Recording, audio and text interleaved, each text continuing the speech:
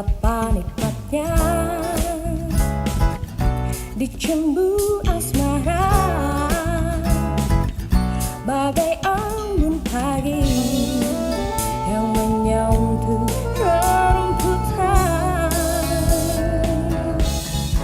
Oh cinta, akan ku berikan kaki hatimu yang damai. Cintaku gelora asmara, seindah bayung senja. Tiada ada yang kuasa melebihi indahnya nikmat bercinta.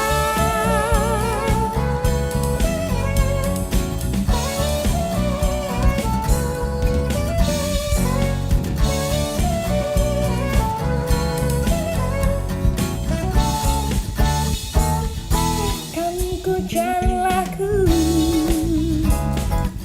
bingkisan kalbuku, bagai insan dunia yang mengagungkan cinta.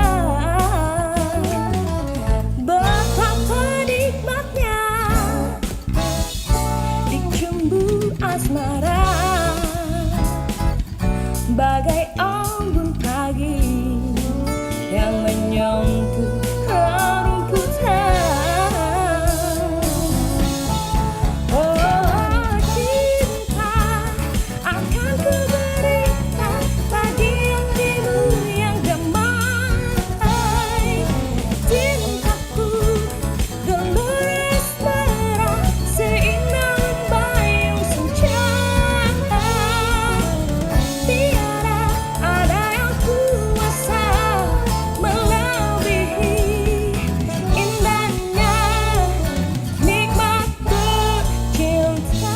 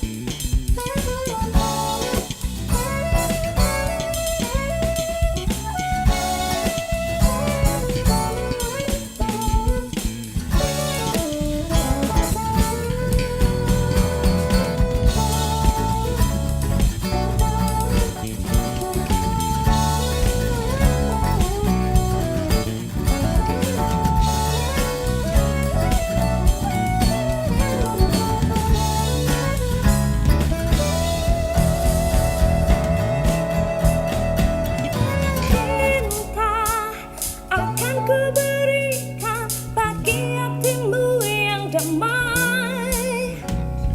Cintaku gelora asmara, seindah bayung senja.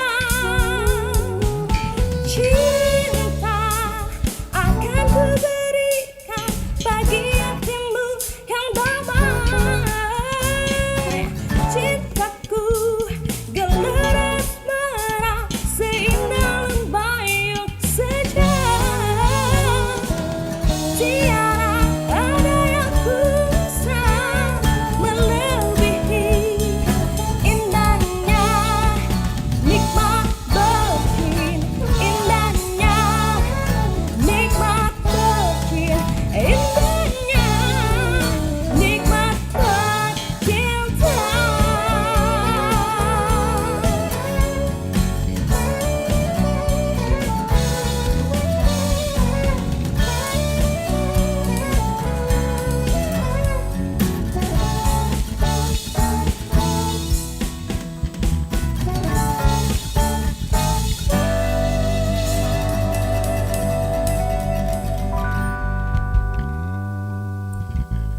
Profesional muda BUMN bisa apa? Aku siap untuk berinovasi. Aku bisa melawan arus untuk kebaikan bangsa. Aku bisa membuat perubahan. Aku Aku bisa bekerja dengan jujur dan independen. Aku bisa memajukan bangsa dengan kreativitas. Kini saatnya profesional muda BUMN dan Indonesia mempunyai wadah untuk mengasah dan bertukar pikiran agar lebih kreatif, inovatif, dan solutif. Saksikan Indonesia Muda Club, diskusi cerdas dengan para profesional muda BUMN untuk Indonesia yang lebih baik. Selamat datang profesional muda BUMN, saya Arya Sinulinga. Selamat datang juga di episode yang ketiga dari Indonesia Muda Club. Dan kali ini kita akan dengarkan dulu VT yang akan disampaikan oleh kawan-kawan dari studio kita. Silakan.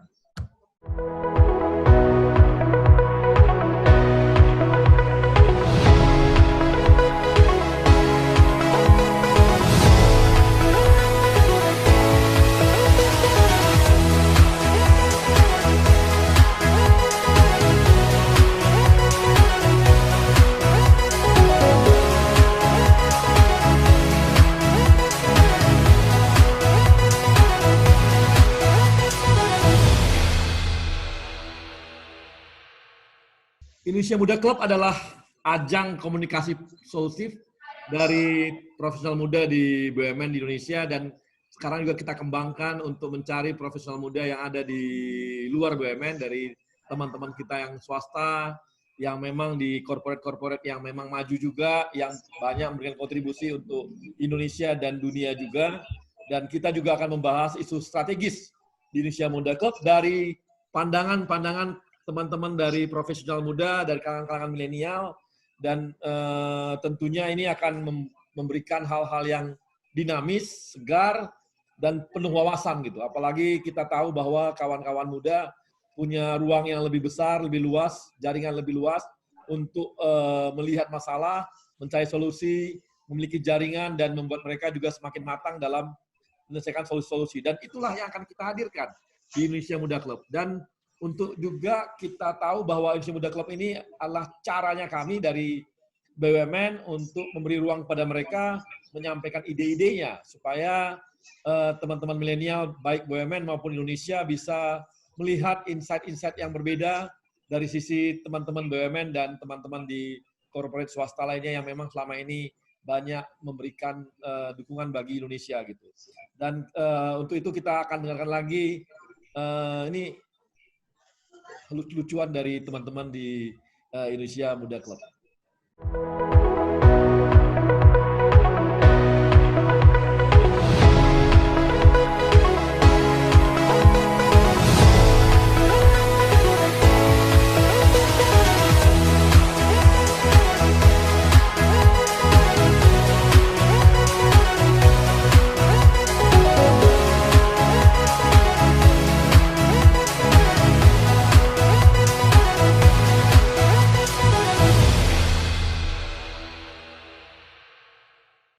Oke, baik. Kali ini kita dengan topik yang sangat menarik, bagaimana teman-teman muda menghadapi sebuah challenging atau juga menghadapi sebuah tantangan, bagaimana mereka mencapai karirnya, bagaimana hal-hal yang membuat mereka mengubah karir mereka juga ini, dan juga menambah-nambah sesuatu hal yang di luar dari karir mereka untuk menambah jaringan. Dan kita akan diskusi dengan beberapa orang-orang muda baik dari BUMN maupun dari corporate dari yang swasta yang di Indonesia. Dan kali ini ada beberapa yang hadir. Yang pertama ada Alamanda S. Santoso. Alamanda ini adalah founder atau presiden di Binar Academy. Ya, ini kabarnya adalah akademi para hacker. Nggak tahu juga bener nggak sih? Jangan bikin gosip, Bang. Oh gitu ya. Baik, kemudian juga adalah anggota tim kajian SDM Ekonomi. Kemudian pernah juga di PP People Journey dan People Culture di Gojek ya. Gitu ya Mbak Alamanda ya? VP Product and Technology juga, Pak. VP Product and Technology di Gojek. Jadi kabarnya Mbak Alamanda ini adalah orang yang pertama sekali membuat bersama teman-temannya aplikasi Gojek yang tradisional tuh, ini Mbak Alamanda yang pertama buat gitu. Tapi dikatakan tradisional juga udah modern pada saat itu gitu. Dan kemudian ada juga Mbak Christine Huta Barat. Mbak Christine ini sekarang, Alamanda juga adalah komisaris, di mana Mbak Alamanda? Mandiri Capital, Bang. Mandiri Capital. Pemuda BUMN kita ini, Bang. Berada di keluarga BUMN. Ini komisaris muda. Usia berapa, Mbak? Aduh, malu. 32, Bang. 32. Nah, masih sangat muda gitu. Masih sangat muda sama saya ya, beda-beda setahun lah. Iya. Pas. Nolnya digelindingin satu. Oke, kemudian ada Mbak Christine Huta Barat adalah direktur di HIN saat ini. Sebelumnya Mbak Christine juga adalah direktur perencanaan di ASDP itu loh. Kapal-kapal kalau Anda berangkat dari Merak ke Bekahuni punya. Atau kalau Anda ke Labuan Bajo itu punyanya ASDP. Kalau yang di Bali juga ya, Pak ya? Iya, dari Bali ke Lombok itu punya kita juga. Punya SDP juga. Punya SDP juga. Iya. Ini karena rasa kepemilikan sangat tinggi sehingga merasa belum bisa move on itu biasanya, Bang. Ya.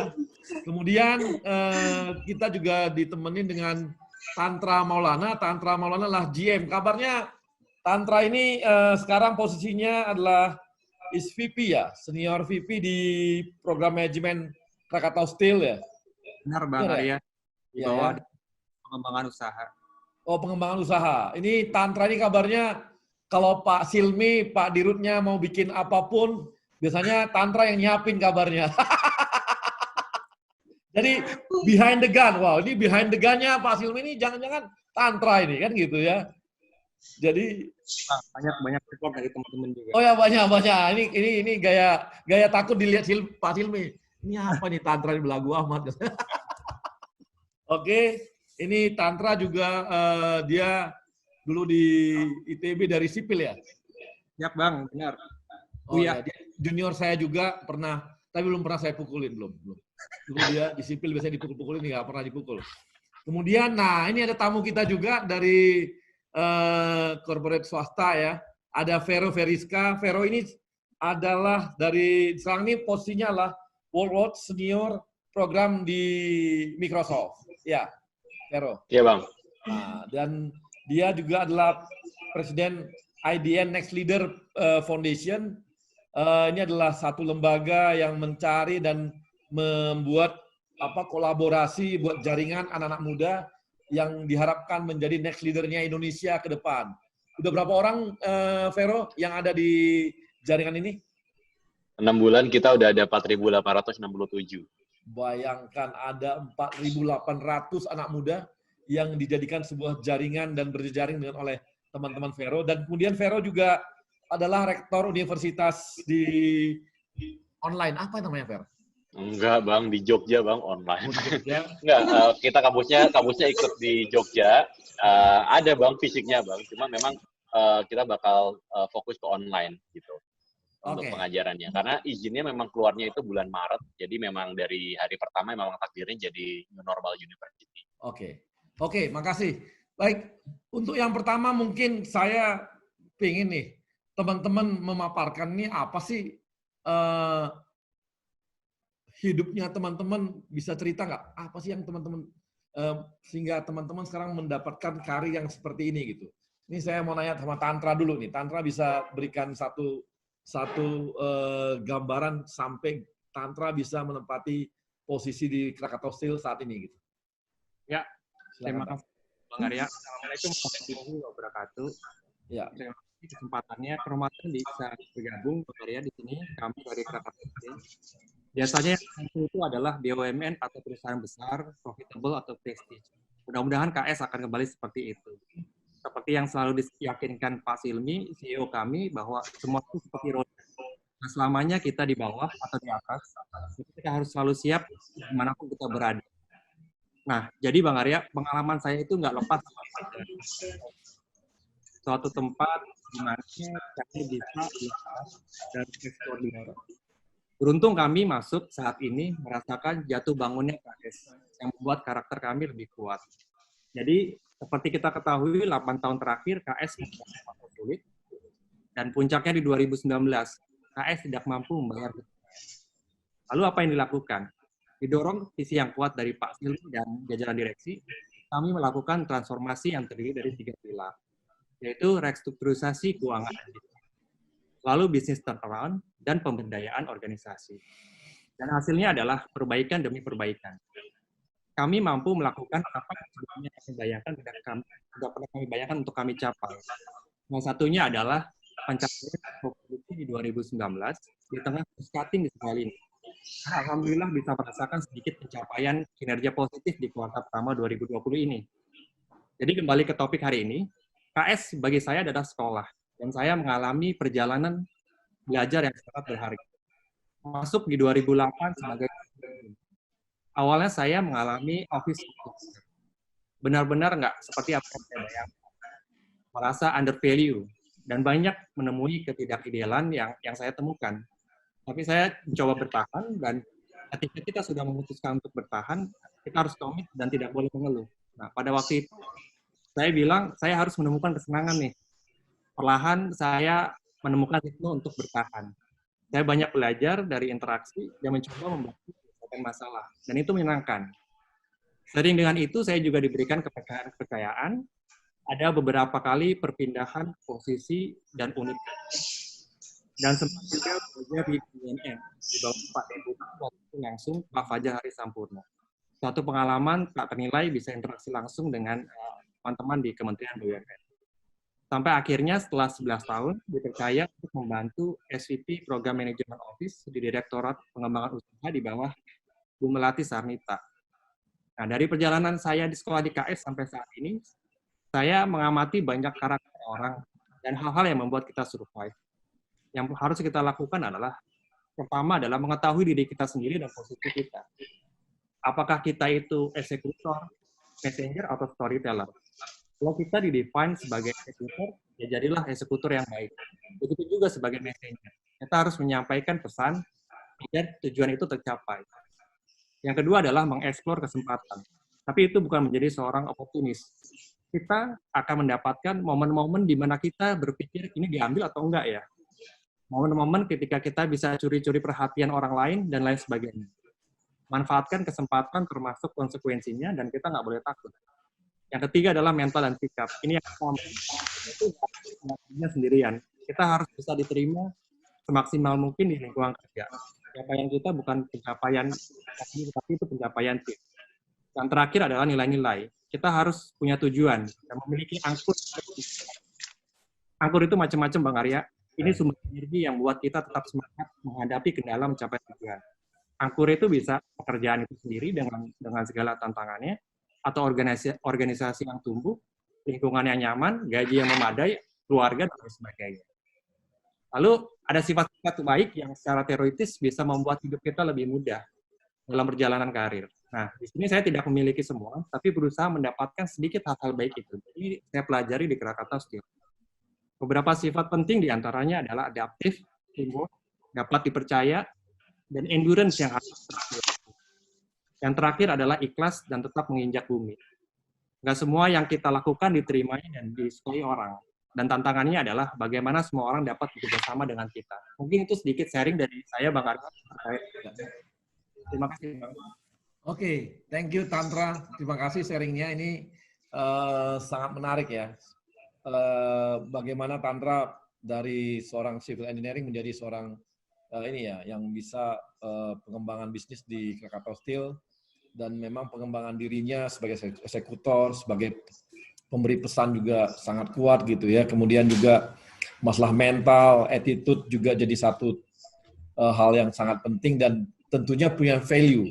Value ini yang saya lihat memang rata-rata kalau leader itu biasanya memang punya hal yang ini gitu. Dan Tantra sudah menjelaskan lengkap bagaimana karirnya sampai dia mencapai posisi yang saat. Nah, sekarang kita coba dengar dari ini nih, Mbak Christine. Ada Mbak Christine? Mbak Ya, Christine Bang. bisa cerita nih. Ya, silakan Mbak Christine bisa cerita. Iya, Bang. Assalamualaikum warahmatullahi wabarakatuh. Salam sejahtera bagi kita semua. Terima kasih banget, Bang Arya, udah diundang dalam acara yang paling hits di Kementerian BUMN, yaitu Indonesia Muda Club. gitu. Jadi menurut saya memang seorang pemimpin itu harus mempunyai nilai dasar dalam dia menjalankan perannya sebagai pemimpin. Saya background-nya juga dari bukan dari awalnya juga dari private gitu, terus terpanggil dan akhirnya sekitar tahun 2009 masuk ke BUMN dan sampai sekarang gitu. Jadi untuk saya secara pribadi saya selalu terinspirasi dengan kata-kata dari John Maxwell. Itu mengenai a leader is one who knows the way, goes the way, and shows the way gitu. Jadi leader itu harus bisa jadi ilham gitu. Jadi dia bisa membuat timnya itu bisa menjadi diri sendiri, tidak dipaksakan gitu. Justru dia membebaskan semua orang, dan ketika leadernya itu udah nggak ada, semuanya berjalan dengan sustain gitu. Jadi policy yang diambil jika itu baik, itu pengikut itu timnya itu sudah mampu untuk melaksanakan apa yang ditunjukkan oleh pimpinan sebelumnya gitu. Jadi semuanya tuh pengembangan yang dilakukan itu bisa secara berkesinambungan, itu terus bisa secara berkesinambungan berjalan gitu. Jadi dalam saya proses perjalanan karir saya sampai dengan sekarang itu memang saya selalu ada 3 acuan lah dalam menjalankan peran pemimpin itu. Jadi ada outcome oriented, di mana kita itu sebagai pemimpin itu harus terus-menerus memperbaiki proses secara berkesinambungan. Jadi bagaimana kita menemukan titik optimum dalam satu proses yang efisien gitu. Terutama di BUMN ya Bang Arya gitu. Jadi ini memang PR kita bersama supaya kita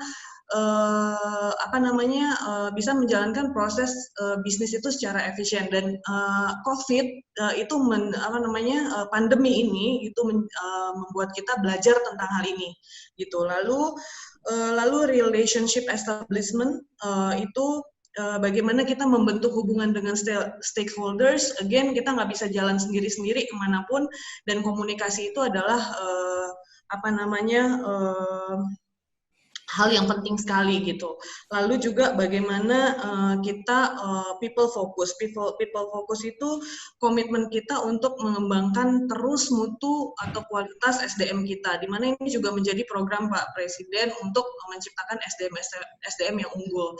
Lalu dalam menjalankan acuan ini, yang tadi saya sampaikan mengenai outcome oriented ini, ada achievement orientation, ada continuous learning, di mana semuanya ini tuh sebenarnya bagaimana kita mencapai sasaran yang diperlukan, kerja keras, cerdas, dan berkomitmen agar semua individu itu dapat mencapai tujuan. Jadi mampu membuat rencana pengembangan diri dan menentukan skala prioritas apa sih yang dikerjakan duluan gitu. Continuous learning juga kita bicara mengenai inovasi. Jadi kalau misalnya ada yang muda-muda millennials, biasanya mereka ideasnya itu fresh gitu. Jadi gimana kita selalu berinovasi, menentang asumsi lama, lalu menemukan cara-cara baru yang unik supaya proses bisnis kita dapat berjalan lebih update lagi. Lalu kita terbuka mencari umpan balik selalu, dan terus berproses untuk menyesuaikan diri gitu. Lalu juga ada di relationship establishment ini, tentunya ini stakeholders management, communication, yang karena background saya juga di ASDP Indonesia Fair itu saya sempat menjadi corporate secretary selama 7 tahun Bang. Jadi communication, relationship establishment ini memang menjadi hal yang sangat penting, apalagi seperti pandemi seperti sekarang ini kita tetap harus menunjukkan eksistensi perusahaan kita, tempat kita bekerja gitu. Jadi banyak hal sebenarnya yang bisa kita lakukan untuk memetakan kembali bisnis-bisnis kita gitu. Lalu yang people focus ini adalah tentunya bagaimana kita membangun trust dengan karyawan, lalu membangun kolaborasi, lalu membangun yang namanya performance gitu. Jadi sebenarnya bisa dikatakan pandemik ini kita justru jadi sangat produktif kalau menurut saya, karena kalau misalnya kita ke kantor sehari kita cuma bisa meeting 2-3 gitu. Dengan Vicon ini kita bisa like 8, 9, 10 gitu sehari. Jadi selalu ada hal positif dari kondisi yang terjadi, dan tergantung kita bisa ambil positifnya. Untuk kepentingan kita secara personal dan juga kepentingan perusahaan. Itu Bang, terima kasih. Oke, makasih Mbak Christine. Ini saya dulu waktu di TB masih muda itu latihan LKO itu ya, selalu ada kalimat seperti itu yang belajarnya begini. Who is a leader? Nah, itu knows the way kan gitu ya. A leader is one who gitu ya.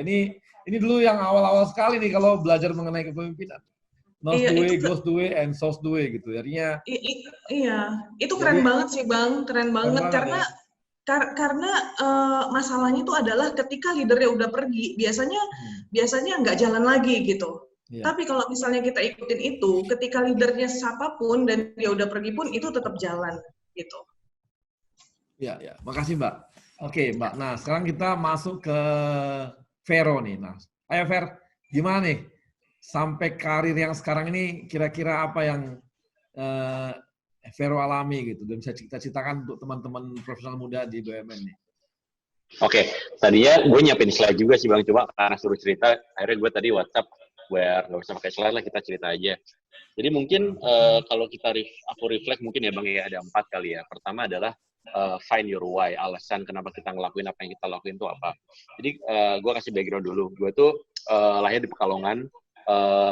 Bokap gue meninggal waktu gue umur 1 tahun. Nyokap gue gedein gue sendirian. Dan kalau pagi dia kerja di pabrik, ya kan, di pabrik palekat, tenun, sarung itu. Kalau malam dia jahit, jual-jual apalah kayak gitu.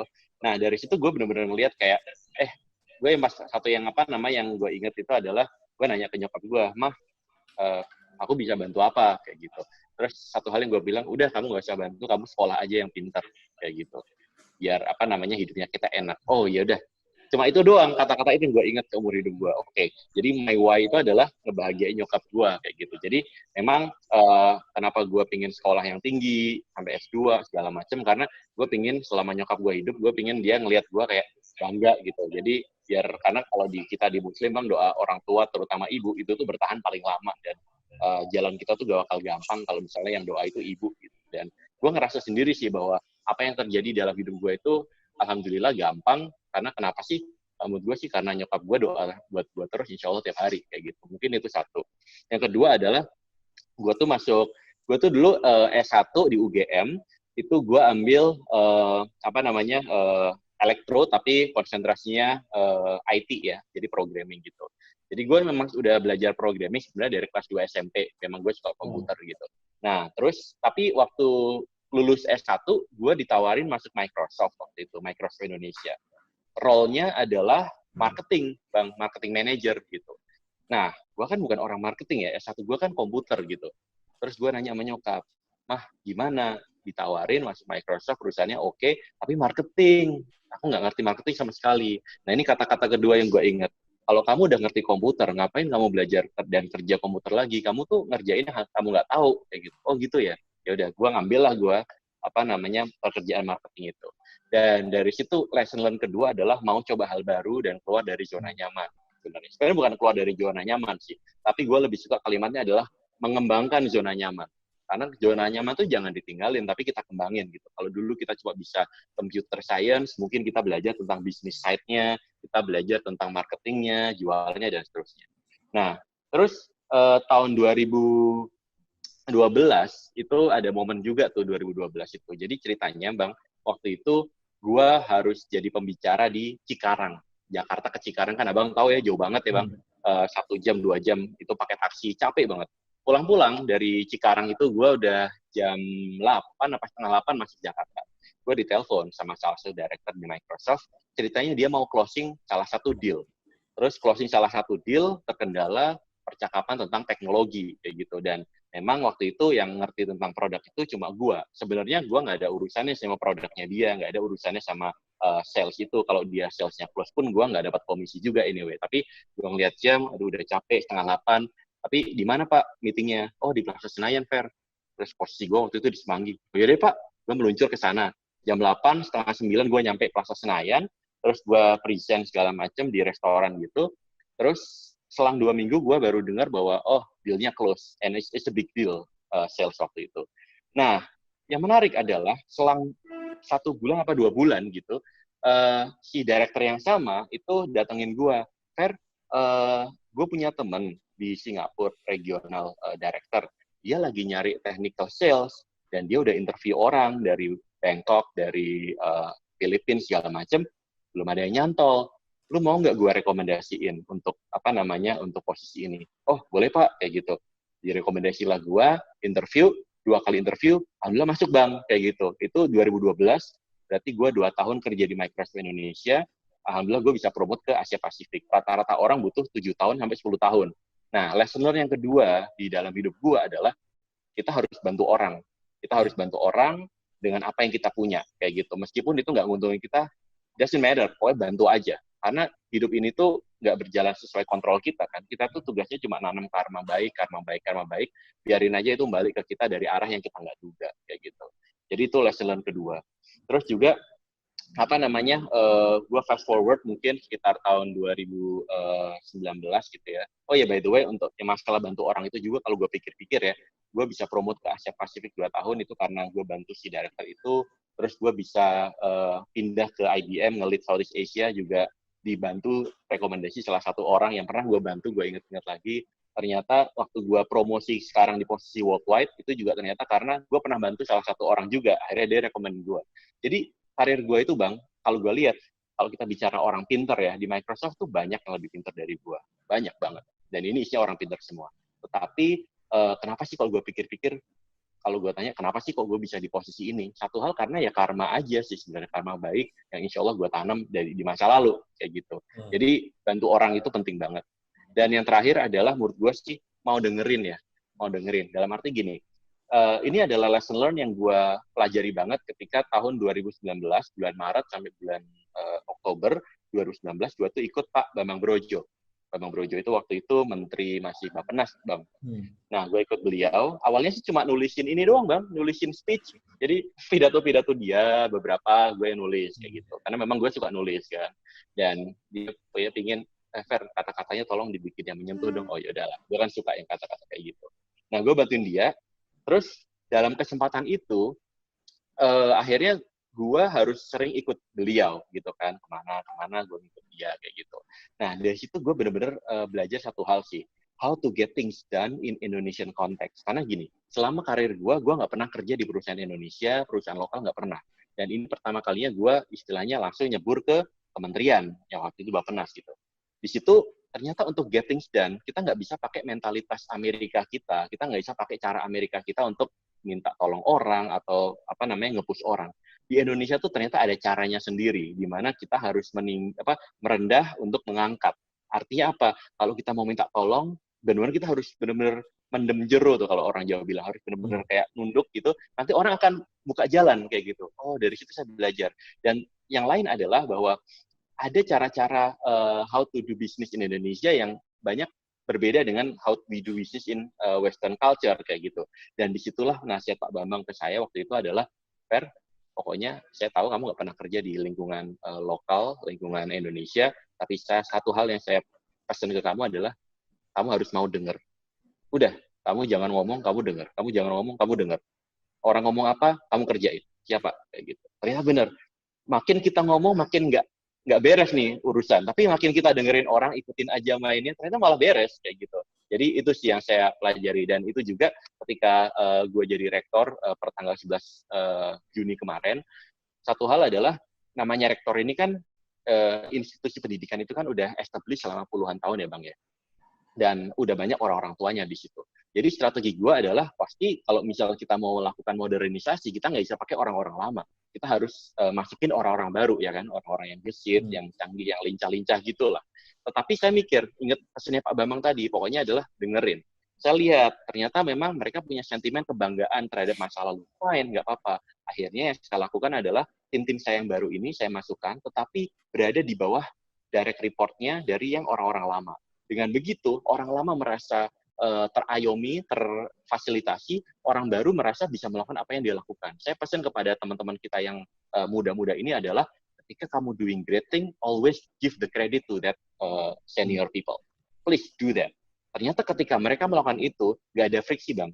Nggak ada friksi, kayak gitu. Karena orang itu sebenarnya kalau di budaya barat kan gini ya, kalau gue yang kerja, ya gue yang dapat kredit. Tapi di Indonesia jangan kayak gitu. Hujan itu harus merata. Maksudnya apa? Kalau kita sendiri yang maju, nggak bisa di Indonesia. Semua orang tuh harus maju. Semua orang harus dibikin maju. Dan kadang kita harus berbagi kredit dengan orang-orang lain. Dan mungkin kadang orang-orang itu nggak kerja maksimal, nggak apa-apa, it doesn't matter. Selama orang-orang itu merasa terfasilitasi dan merasa bahwa kita bukanlah ancaman. Dan itu sih yang gue benar-benar pelajari, Bang. Jadi satu adalah kita cari tahu apa sih yang memotivasi kita. Buat gue itu ibu gue. Kedua adalah mau coba hal baru. Kalau kita udah tahu sesuatu, ya nggak usah ngerjain itu lagi. Kita kerjain hal yang baru supaya kita bisa mengexpand zona nyaman.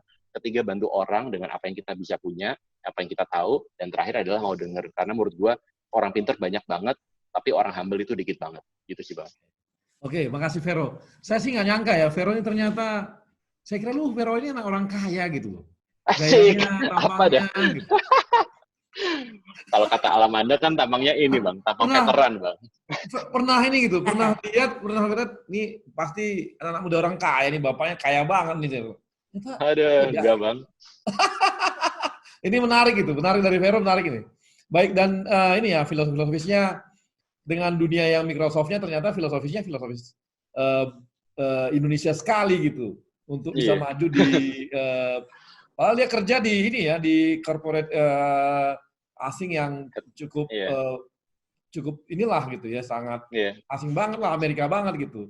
Tapi ternyata saya reportnya langsung alhamdulillah ke US, ke US, Bang. Cuma gini, saya yang pelajari gini, kan kita harus standing out of the crowd, ya kan? Artinya kita intinya harus beda aja gitu. Saya ngelihat semua orang, kalau kita tahu lah kultur Amerika kan very outspoken dan segala macam kayak gitu.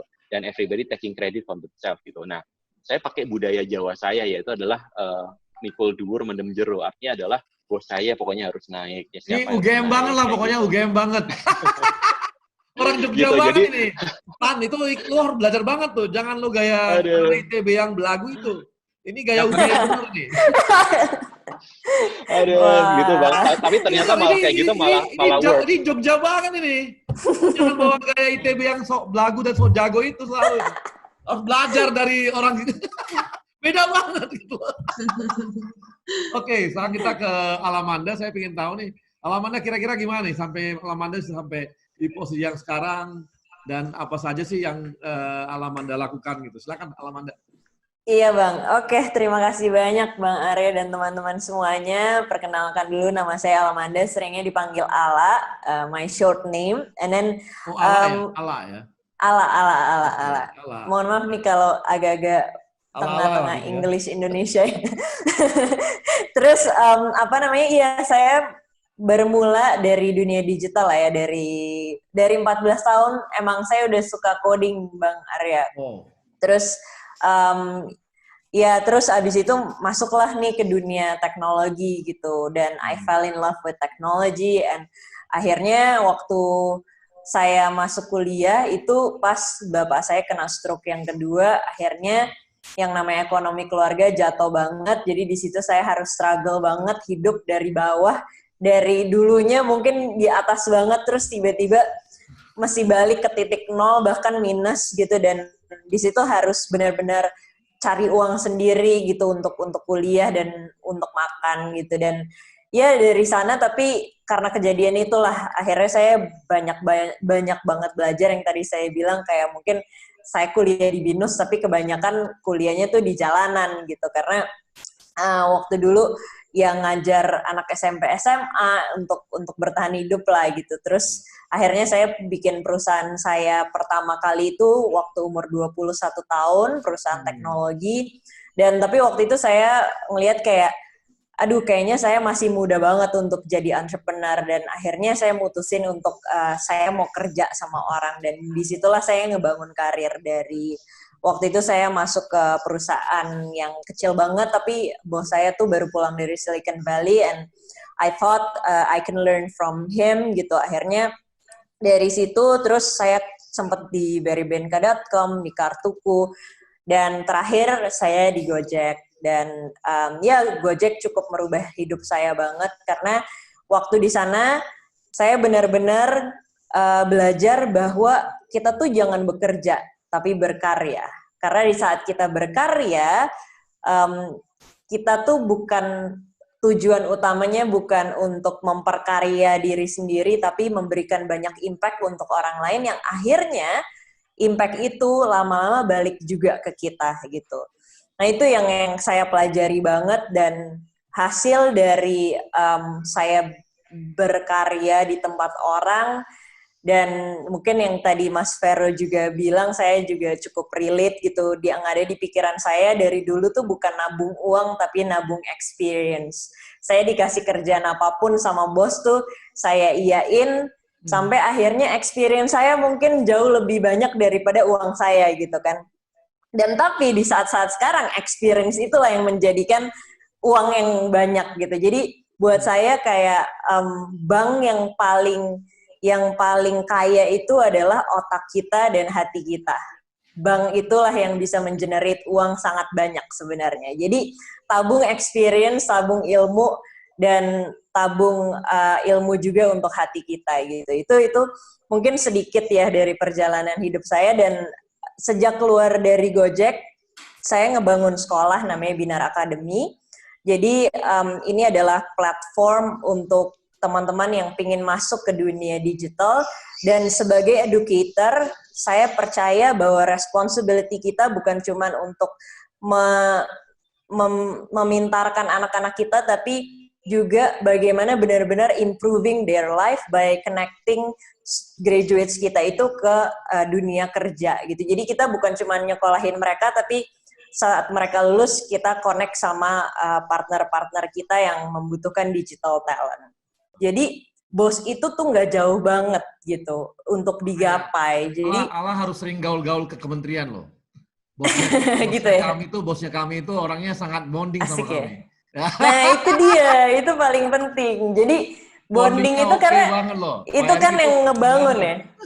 Karena kadang-kadang yang saya pelajari adalah sebagai leader ya, kadang-kadang seseorang itu tidak perform bukan cuman karena dia nggak bisa, tapi mungkin di rumahnya lagi ada masalah. Jadi saya dulu setiap hari Rabu kita punya namanya Umi Session, dulu saya dipanggilnya Umi di Gojek. Itu ceritanya benar-benar ngobrol tentang pacarnya mereka, percintaan, atau orang tua gitu, supaya kita saling tahu gitu kan, kayak oh teman kita tuh lagi ada masalah apa. Nah ini bonding ini yang kebanyakannya soalnya serius-serius terus gitu Bang Arya gitu. Terima kasih. Ala ini saya nggak nyangka, Ala juga preman sejak usia 14 tahun. Preman jalan sejak 14 tahun. Oke, kawan-kawan, sementara ini kita break dulu kan. Kita akan kembali lagi setelah iklan-iklan berikut nih. Karena banyak iklan banget di Indonesia Muda Channel ini. Punya lahan kosong tapi belum dimanfaatkan? Ada sobat yang siap membantu. Menyediakan beragam pilihan dari berbagai arsitek kenamaan. Dikerjakan oleh kontraktor terpercaya tanpa risau diperdaya.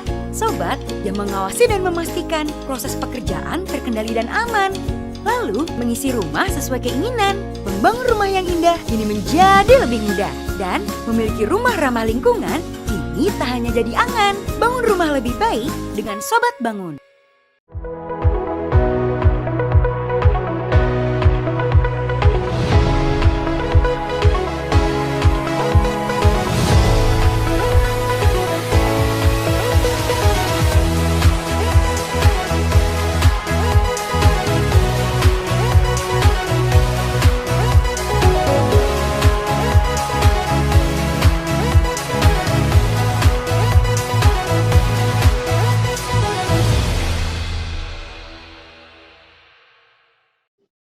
Baik, kawan-kawan profesional muda BUMN, kita akan kembali lagi di Indonesia Muda Club, dan kita kembali ke teman-teman kita yang ada di sini, 4 narasumber yang sangat menarik.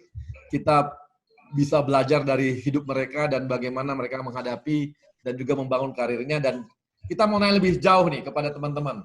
Saya mau langsung aja ke Bang Vero dulu nih. Bang Vero ini, apakah Bang Vero sudah merasa bahwa karir yang sekarang ini adalah karirnya Bang Vero? Ini adalah tracknya Bang Vero dalam hidup abang ke depan gitu. Bagaimana? Jangan abang ya, mas. Orang Jawa. Mas dong. Ya Bang, menurut saya udah Bang, karena gini, menurut saya definisi karir itu adalah ketika kita berada di tengah-tengah 3 lingkaran. Bayangin ya, lingkaran yang pertama ini adalah apa yang kita suka. Gue tuh sukanya apa sih? Gue tuh sukanya adalah segala sesuatu yang terkait sama teknologi, tapi akhirnya gue menemukan bahwa bukan masalah teknologinya Bang, tapi masalah impact dari teknologi itu buat orang banyak itu apa, perubahan apa yang bisa kita bikin, kemudahan apa yang bisa kita buat, kayak gitu. Jadi gue merasa bahwa gue udah nemuin apa yang gue suka. Terus yang kedua adalah apa yang gue bisa. Dan alhamdulillah yang gue bisa, kalau gue ngelihat dari diri gue sendiri adalah skill satu adalah mungkin gue creative thinking mungkin ya. Jadi abang tahu lah ya, suka banyak ide-ide gila bang, kita bisa gini bang, kita bisa gitu bang. Banyak ide gitu, banyak ide, tapi juga idenya itu bukan asal dari dari kreativitas yang random, tapi ada satu proses berpikir logis, ada reasoning dan ada proses berpikir terstruktur yang melit sampai kita punya ide itu. Jadi gue suka mikir, gue suka memecahkan masalah, dan gue memang suka untuk doing something yang solving a problem. Problemnya apa tergantung. Kalau kita di marketing berarti problemnya adalah market share, kalau kita di sales berarti jualan, kalau kita di consultant berarti problemnya dari klien, apapun itu. Itu yang kedua. Dan yang ketiga adalah apa yang dunia ini butuhkan. Dan alhamdulillah dari apa yang gue suka, apa yang gue bisa, ternyata momennya pas nih sekarang dengan era 4.0, society 5.0 atau whatever people want to call it gitu ya. Itu yang dibutuhkan adalah skill teknologi dan skill untuk berpikir kritis. Dan ternyata skill yang gue punya, apa yang gue suka ternyata kepake di situ. Nah, dengan begitu alhamdulillah gue sekarang berada di tengah-tengah tiga itu bang. Apa yang gue suka, apa yang gue bisa, dan apa yang dunia ini butuhkan, sehingga ya gue merasa beruntung lah. Nah, tinggal berikutnya adalah karir itu menurut gue adalah ketika kita berada di tengah-tengah tiga itu. Nah, tinggal apa yang kita lakukan, itu bisa macam-macam gitu ya. Saat ini sih gue bisa bilang bahwa gue punya dua peran gitu. Kalau malam, kerja gue di Microsoft. Kenapa malam? Karena gue harus ngikutin jam di US. Jadi biasanya bang, gue kerja itu mulai jam 8 malam sampai jam 1, jam 2 gitu ya. Habis itu gue tidur, jam 6, jam 7, conference call lagi sampai jam 8, setengah 9, kayak gitu. Jadi polanya gitu terus. Nah, terus jam setengah 9, mandi, nganter anak sekolah, zaman dulu gitu ya, waktu nggak COVID. Tapi sekarang, setelah jam 9, jam 10, gue ada peran lain, yaitu adalah rektor, kayak gitu. Nah, yang menarik adalah kenapa sih gue ngambil, iseng banget sih ngambil kerjaan rektor begini gitu ya. Satu hal bang, yang ngegerakin gue adalah kampus yang gue pimpin pertama.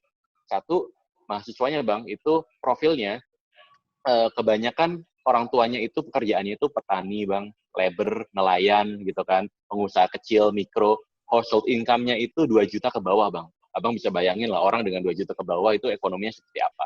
Gue kayak ngelihat diri gue sendiri gitu, kayak ini kan Vero zaman dulu kayak begini gitu. Nah, kenapa gue pengen jadi rektor? Gue pengen nolong orang-orang itu gitu. Nah, nolongnya gimana pertanyaannya gitu kan? Karena skill gue di teknologi, I think technology is going to shape pendidikan di Indonesia. Nah, Dim juga kan punya visi ke situ gitu kan. Dan saya satu hal yang gue tekanin ke tim gue, ke para wakil rektor, pembantu rektor, dan para kaprodi adalah jangan pernah berpikir bahwa kita ini universitas. Kita bukan universitas. Yes, di atas kertas kita universitas. But berpikirlah bahwa kita ini startup teknologi yang punya lisensi universitas. Itu yang gue tanemin. Karena kenapa? Ketika cara pikirnya adalah startup teknologi, kayak misalnya Alamanda dulu di Gojek segala macam, cara kerja kita beda bang. Jadi satu hal, gue nggak mau skripsi itu dicetak, gue nggak mau dosen itu coret-coret skripsi orang, gue mau pakainya commenting di Word atau di Google Form, Google Sheet, whatever itu. Terus habis itu gue nggak mau ada tanda tangan basah, gue mau semuanya pakai digital, gue mau pembelajaran juga pakai content, learning, e-learning, dan segala macam. Gue mau kelasnya itu nggak kelas fisik, tapi kelas online, daring, dan segala macam.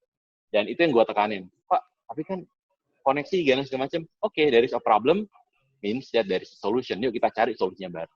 Gitu. Jadi menurut gue saat ini sih alhamdulillah udah di karir itu bang. Tapi implementasinya adalah di Microsoft untuk hobi gue di teknologi, tapi di kampus ini sebagai rektor untuk istilahnya ngebantuin orang-orang yang seperti gue zaman dulu itu. Gitu. Nah, kapan tuh waktunya? Kapan timingnya ketika Vero melihat bahwa memang ini karir gue gitu loh. Kapan, Bre? That's Artinya a good bukan question waktu sih. ya. Bukan waktu, tapi adalah ketika tahu bahwa ini memang saatnya, ini adalah karir gua gitu.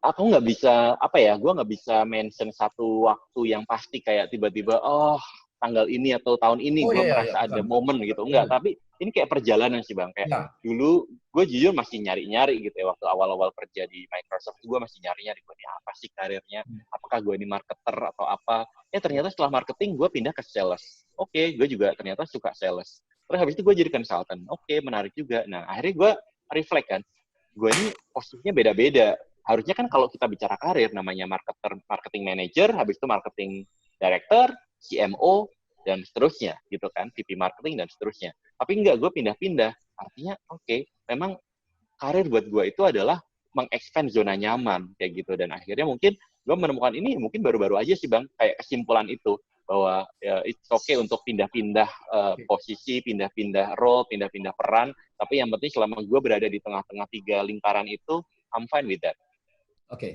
Oke, makasih Vero. Nah, ini Mbak Christine kan dulu kalau perjalanan karirnya di marketing, kemudian pernah jadi Korsek, kemudian di direktur bagian pengembangan bisnis, gitu ya. Saat ini juga begitu. Nah ini, apakah memang kan ini marketing Korsek ini, nah ini gimana nih, Mbak Christine? Apakah atau memang Arya akan pindah lagi jalurnya nih? Jadi direktur apa gitu enggak? Oke Bang, iya betul Bang. Jadi dalam perjalanan karir saya itu dulu pertama-tama itu manajemen trainee di sebuah private company, itu memang di otomotif, itu di sales and marketing gitu. Lalu setelah itu masuk ke perkebunan sawit pernah, lalu pernah di properti juga, sempat di bank juga gitu. Di properti cukup lama, lalu masuk ke transport. Masuk BUMN itu transport, itu ASDP, itu jadi business development dulu Bang. Business development dulu, lalu di corporate secretary cukup lama, setelah itu jadi direktur pelayanan. Jadi waktu itu memang pada tahun 2017 itu adalah titik balik lah sebenarnya. Jadi kita tuh benar-benar ingin membuat industri perferian itu menjadi handal dan modern gitu Bang. Jadi memang PR-nya sangat banyak. Bayangin aja industri kapal dan pelabuhan yang sangat keras gitu, dan image-nya keras, terus nggak aman gitu ya Bang. Gitu. Nah ini kita harus membuat satu experience gitu terhadap memang kalau ferry itu ada penumpangnya, ada barangnya gitu. Jadi kalau untuk penumpangnya ini yang kita ciptakan waktu itu adalah gimana sih supaya ada experience nyebrang itu pakai rasa gitu. Jadi nggak cuman nyebrang yang penting selamat ya, nyebrang Merak Bakahuni gitu. Jadi gimana caranya kita bisa membuat itu jadi experience, dan kita tuh benar-benar petakan pada saat itu Bang, bagaimana kita membuat touch point. Itu kalau nggak salah ada 70-80 touch point yang kita sentuh dari pada saat penumpang itu datang ke pelabuhan, lalu di pelabuhannya, lalu naik ke kapalnya, lalu setelah meninggalkan pelabuhan, itu benar-benar titik demi titik itu kita buat sampai hari ini paling nggak industrinya udah lumayan modern lah gitu. Wah ini perempuan sekali ya. Ada experience di semua tempat itu kan sampai 80 titik loh. Kalau tadi 5 titik oke lah, ini 80 titik. Kalau bukan perempuan, laki-laki nggak mungkin itu bikin sedetil itu, nggak mungkin banget. Iya, lalu bagaimana juga kita bisa mencoba memisahkan antara passenger dan logistik gitu supaya lebih peradabannya lebih meningkat lah gitu. Dan memang PR-nya itu akan selalu ada gitu ya. Masih sudah yang dilakukan sudah, tapi masih banyak juga yang belum dilakukan gitu. Lalu setelah itu dari direktur pelayanan itu ke perencanaan juga Bang gitu. Jadi di situ saya sempat menemukan bahwa kayaknya saya seneng banget di business development gitu. Tapi kalau BUMN mananya kan nggak bisa pilih Bang, karena kita penugasan. Agak beda sama yang tadi gitu. Jadi saya nggak bisa jawab masalah perusahaan mana sih yang membuat kita tuh sudah ini duniaku gitu. Ya, Mbak Christine sekarang udah merasa dunianya nggak ini yang dikerjakan sekarang ini? Sekarang kebetulan ini belum 2 minggu, jadi baru pindah ke Hotel Indonesia Natur. Ada kemiripan nggak? Ada kemiripan nggak? Beda banget Bang. Yang satu transport, ngurusinnya. Tapi sama-sama hospitality kan? Sama-sama hospitality, dan memang passion saya itu Bang adalah pembenahan infrastruktur gitu-gitu, terus transport, terus udah gitu bagaimana, tapi gini Bang, intinya dimanapun perusahaannya gitu, intinya yang saya ingin memberikan manfaat yang paling optimal dari seluruh sumber dari diri saya gitu. Jadi dikala yang pertama saya bisa memberikan energi yang selalu positif terhadap lingkungan, karyawan, itu saya happy banget gitu. Jadi maksudnya saya bisa mampu mengarahkan tim menuju tujuannya gitu. Jadi energi positif itu kita sangat perlu banget gitu hari-hari, setiap hari gitu. Lalu saya juga bahagia banget jika saya bisa mampu memberikan energi saya ke tim gitu. Jadi kira-kira sehingga tim saya itu kinerjanya itu bisa optimal dan tujuan perusahaan itu tercapai dengan cepat gitu. Lalu yang suka menjadi hambatan juga itu adalah yang mudah-mudahan nanti saya bisa aplikasikan di PT HIN itu adalah ketegasan. Jadi ambil keputusan dengan cepat gitu Bang, karena pelin-pelan itu akan menghambat gitu, sangat menghambat. Lalu yang keempat, eksekusi ini saya juga melihat masih cukup lemah karena agak beda dengan private. Memang karena BUMN ini kan memang kita ada proses birokrasi yang kita bisa persingkat, tapi kita juga tidak bisa hilangkan Bang, karena ini pertanggungjawaban kita adalah mengelola kekayaan negara, kira-kira gitu. Jadi emang benar-benar kayak tadi Mbak Ala singgung mengenai rapat banyak gitu ya. But sometimes tuh kadang-kadang ya kebanyakan juga nggak baik gitu, tapi memang benar-benar ada fungsi yang bertanggung jawab terhadap atas keputusan yang akan kita ambil gitu sih. Jadi kalau untuk membuat proses itu jadi efisien, saya setuju banget gitu. Lalu yang ketiga itu jadi tadi eksekusi itu adalah contoh terbaik gitu. Jadi kita mau ambil keputusan dan tim melihat bahwa kita mau ambil keputusan. Lalu juga yang terakhir itu adalah passion. Jadi passion itu adalah bahan bakar sebenarnya. Jadi bahan bakar semangat gitu supaya seorang leader itu mampu mampu bekerja dan memotivasi timnya sehingga tujuan yang ingin dicapai itu bisa berjalan dengan cepat. Jadi intinya dimanapun perusahaannya, karena ini adalah penugasan, setiap hari belajar nomor satu, karena never ending story, bahwa kita memang dilahirkan untuk setiap hari untuk terus belajar. Lalu kedua, mengevaluasi diri, karena kalau misalnya kita nggak mau berubah, nggak mau berubah, dan kita tetap pada view kita sendiri sebagai manusia gitu, kayaknya akan mati gitu. Jadi berubah atau mati gitu aja. Lalu yang ketiga, optimis dan antusias, karena ini penting. Optimisme itu adalah energi positif juga, dan antusias itu juga sangat penting untuk meng-empower tim kita untuk cepat lari menuju goals yang sudah ditetapkan di awal. Gitu sih Bang. Oke, makasih Mbak Christine. Nah, Tantra gimana Tan? Udah yakin lo di KS terus nih? Atau gimana nih? Ngurusin baja-baja itu semua gitu. Jadi gini Bang, emang awalnya tuh susah banget ya masuk KS sebagai teknik sipil. Jadi masa-masa galau saya tuh ya 2-3 tahun pertama lah. Pertama itu yang paling susah ngerasa under value. Itu yang saya rasakan. Tapi terus abis itu saya coba nemuin ritme nih untuk kerja di KS. Saya harus memutuskan saya itu harus pindah atau tetap. Dan saya udah memutuskan saya komit untuk lanjutkan di KS. Dan saya itu udah ketemu angkurnya. Tadi saya bilang angkurnya atau sumber energi. Nah, kata Bu Christine tadi yang cantik kan bilang itu passion bahasanya, passion atau bahan bakar. Nah, KS Kamu itu banyak. bilang cantik aja nih. Nggak ada hubungannya ya. Ngajarin kan orang sipil kan harus pandai merayu, Bang. Jadi ya KS itu banyak masalah, Bang, dan saya tuh orangnya penasaran, pengen rasanya itu bantuin semua orang, dan itu endorfin tersendiri. Nah, lalu turning point saya itu ketika saya memutuskan untuk ngambil sekolah lagi. Saya udah mutusin saya di KS, tapi saya juga mau improve diri saya sendiri. Nah, itu saya sekolah lagi. Pilihannya adalah mau sipil lagi atau coba yang baru. Tapi Bang Vero bilang coba extend dari zona nyaman. Nah, itu benar banget. Saya coba hal-hal baru dari apa yang saya lakukan sebelumnya sebagai teknik sipil. Nah, setelah itu memang saya diadopsi itu. Habis sekolah saya diadopsi oleh rekan kerja untuk pindah unit kerja dari yang tadinya eksekutor, yang tadinya mendesain, melakukan perawatan, menjadi seorang messenger dan storyteller. Karena saya pindah ke bagian pengembangan usaha.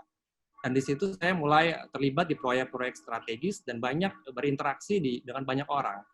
Setiap dikasih tugas kecil ataupun besar, saya coba kerjain. Senang itu kalau bisa mengerjakan dan bantuin masalah gitu. Dan saya saat ini sangat terlibat dekat dan bekerja dengan orang-orang yang cerdas, terutama di transformasi Krakatau Steel.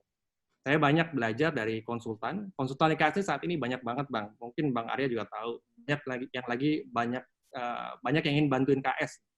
Hampir semua konsultan top tier itu ada di KS saat ini. Oh, jangan-jangan ini sebagai apa bahan percobaan. Bener, Bang. Semua ini, kalau tantangan tersendiri gitu ya. Iya. Ini persoalannya berat banget. Bisa jadi tesis, bisa jadi apa? Jadi nih KSD. Nah, dari situ saya belajar gimana cara mereka evaluasi, kumpulin data.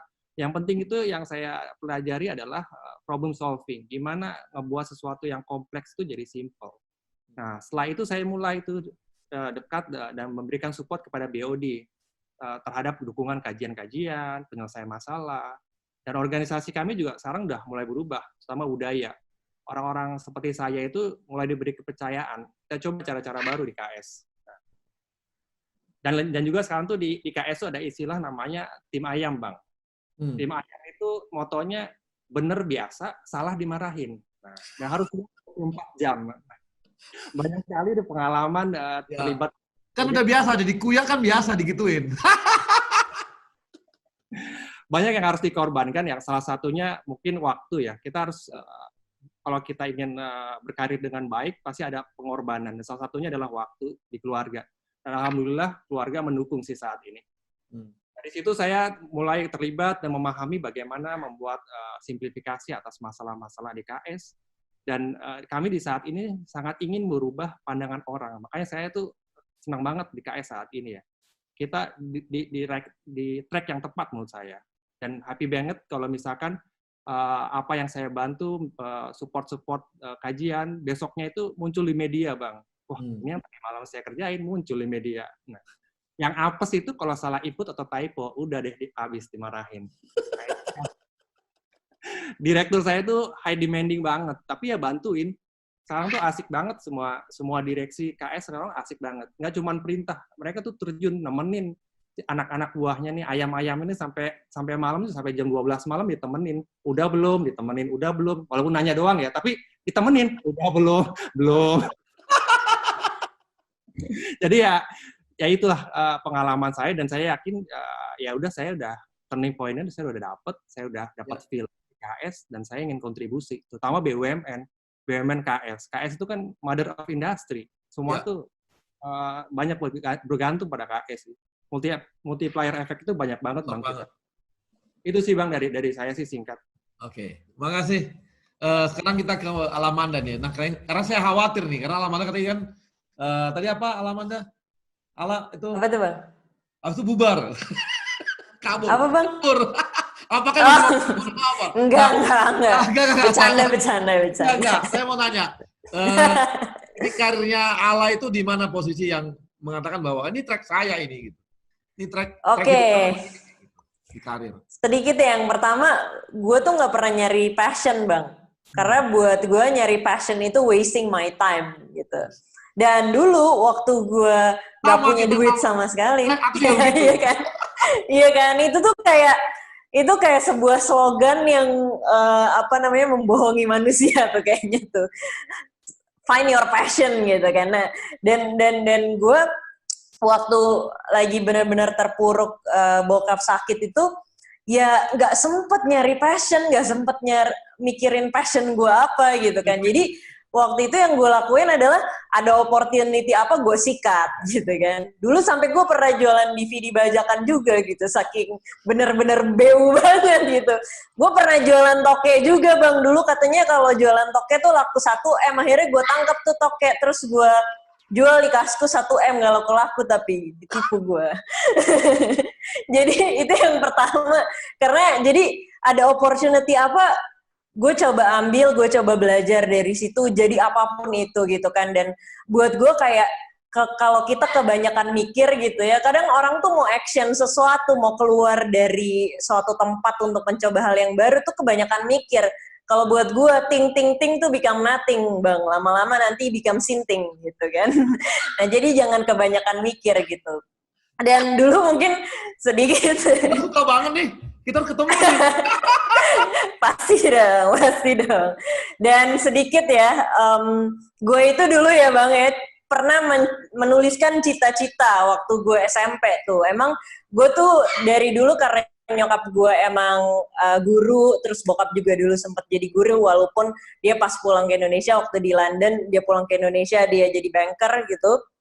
Jadi unconsciously kayaknya di otak gue tuh, gue ntar kalau udah gede tuh pengen jadi masuk ke education lah gitu. Dan waktu itu gue tuliskan lah, kayak gue tuh pengen banget merubah pendidikan di Indonesia. Gue tulis kayak abis gue lulus kuliah, gue mau jadi guru SMA, abis itu gue mau jadi dosen, gue mau jadi guru besar, abis itu gue pengen jadi menteri pendidikan gitu kan.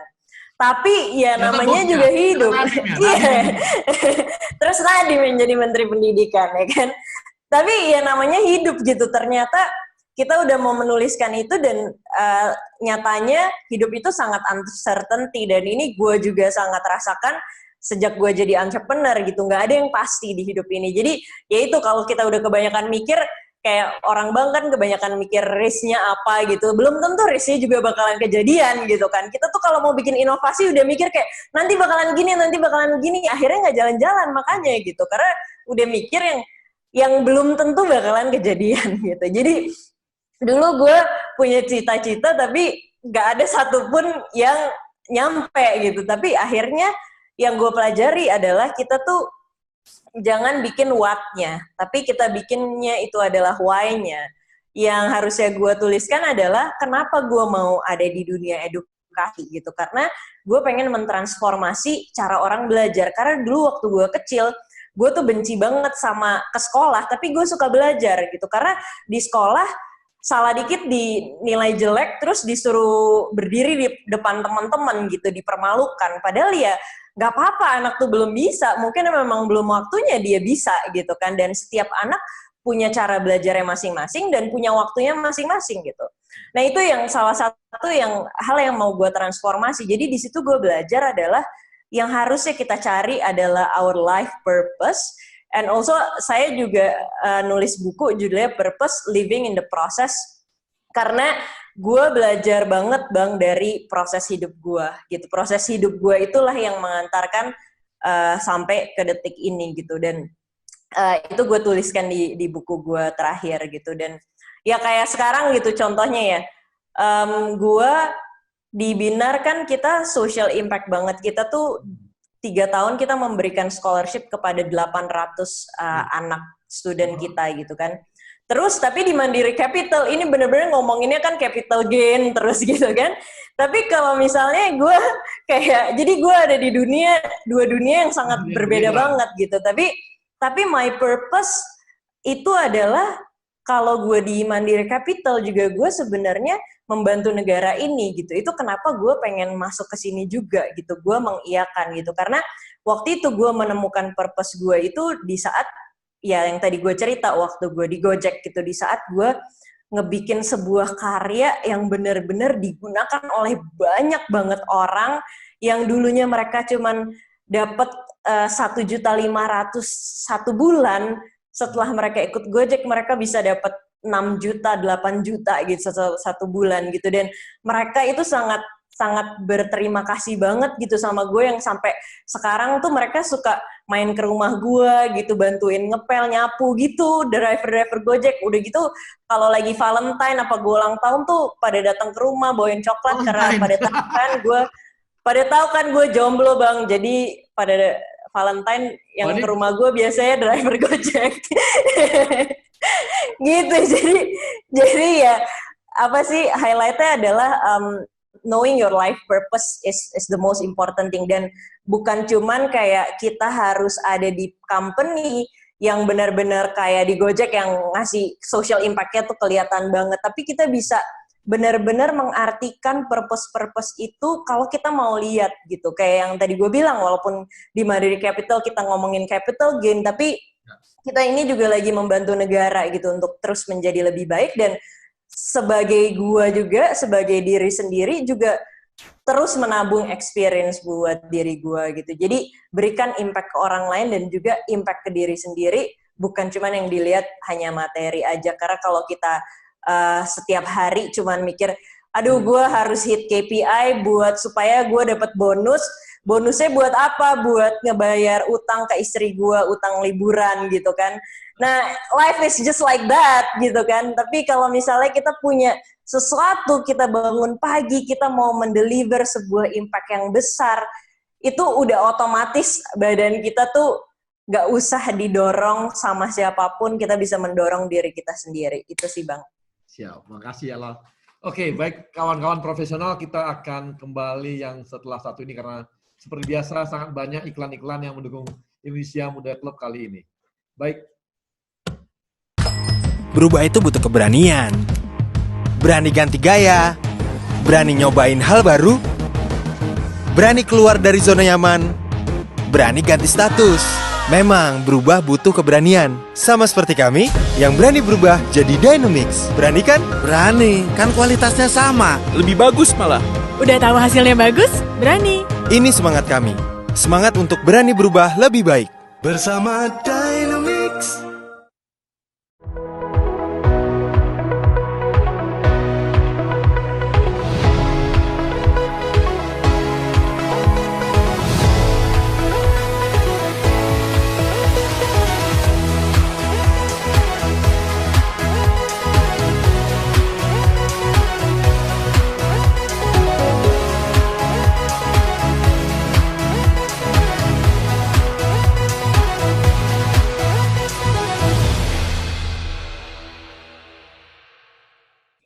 Kawan-kawan personal muda BUMN, kita kembali lagi di Indonesia Muda Club dan kita kembali kepada 4 narasumber kita. Tapi sekarang kita akan coba dengarkan ada pertanyaan-pertanyaan dari teman-teman kita. Yang pertama adalah Fajar. Fajar ini masih mahasiswa. Fajar adalah presiden mahasiswanya Universitas Indonesia dan kita sangat senang ya karena memang teman-teman dari mahasiswa juga punya satu link dengan teman-teman dari Indonesia Muda Club sehingga bisa memberikan kontribusi juga, dan kita juga berharap nanti Indonesia Muda Club ini bisa berkontribusi juga terhadap kawan-kawan mahasiswa di seluruh Indonesia. Nah, silakan Fajar kalau ada yang bertanya kepada yang mana gitu. Silakan aja. Oke, selamat sore Abang Mbak sekalian ya. Manggilnya Abang Mbak aja nggak apa-apa ya. Silakan aja. Ya, sebenarnya perkenalkan, nama saya Fajar Adi Nugroho, mahasiswa Fakultas Hukum UI, angkatan 2016, tahun terakhir harusnya. Dan tadi udah disebut kalau saya merupakan Ketua BEM UI 2020. Tadi sebenarnya menarik juga pembicaraannya terkait dengan background masing-masing pembicara berkaitan dengan gimana striving-nya jadi leader dan juga gimana menghadapi keadaan-keadaan yang sulit. Nah, mungkin saya di sini mau coba nanya lebih dalam lagi untuk semua pembicara, sebenarnya in general juga sih, terkait dengan gimana sih tier pengambilan kebijakan dan prioritas pengambilan kebijakan di masa pandemi ini yang mempertimbangkan kesejahteraan pekerja, karyawan, tapi juga di satu sisi juga pastinya nge-uphold gimana supaya business operation-nya itu bisa tetap berjalan dengan lancar kayak gitu. Karena kalau dilihat di pemberitaan kan banyak banget akhirnya perusahaan-perusahaan yang kolaps, perusahaan-perusahaan yang akhirnya nggak bisa nyimbangin dua hal itu gitu di waktu-waktu yang sulit itu. Itu aja paling pertanyaannya dari saya yang mungkin ditujuin ke semua pembicara biar dapat insight-nya juga lebih banyak terkait dengan itu. Terima kasih. Makasih Fajar nih mahasiswa, tapi pertanyaannya berat-berat nih. Sangat berat pertanyaannya nih. Apalagi menanggulangi kondisi corona saat ini untuk bisnis-bisnis kita ya. Kemudian saya lanjutkan ke Vaticano. Vaticano ini adalah karyawan BUMN kita dari PGN, milenial kita. Silakan Vaticano.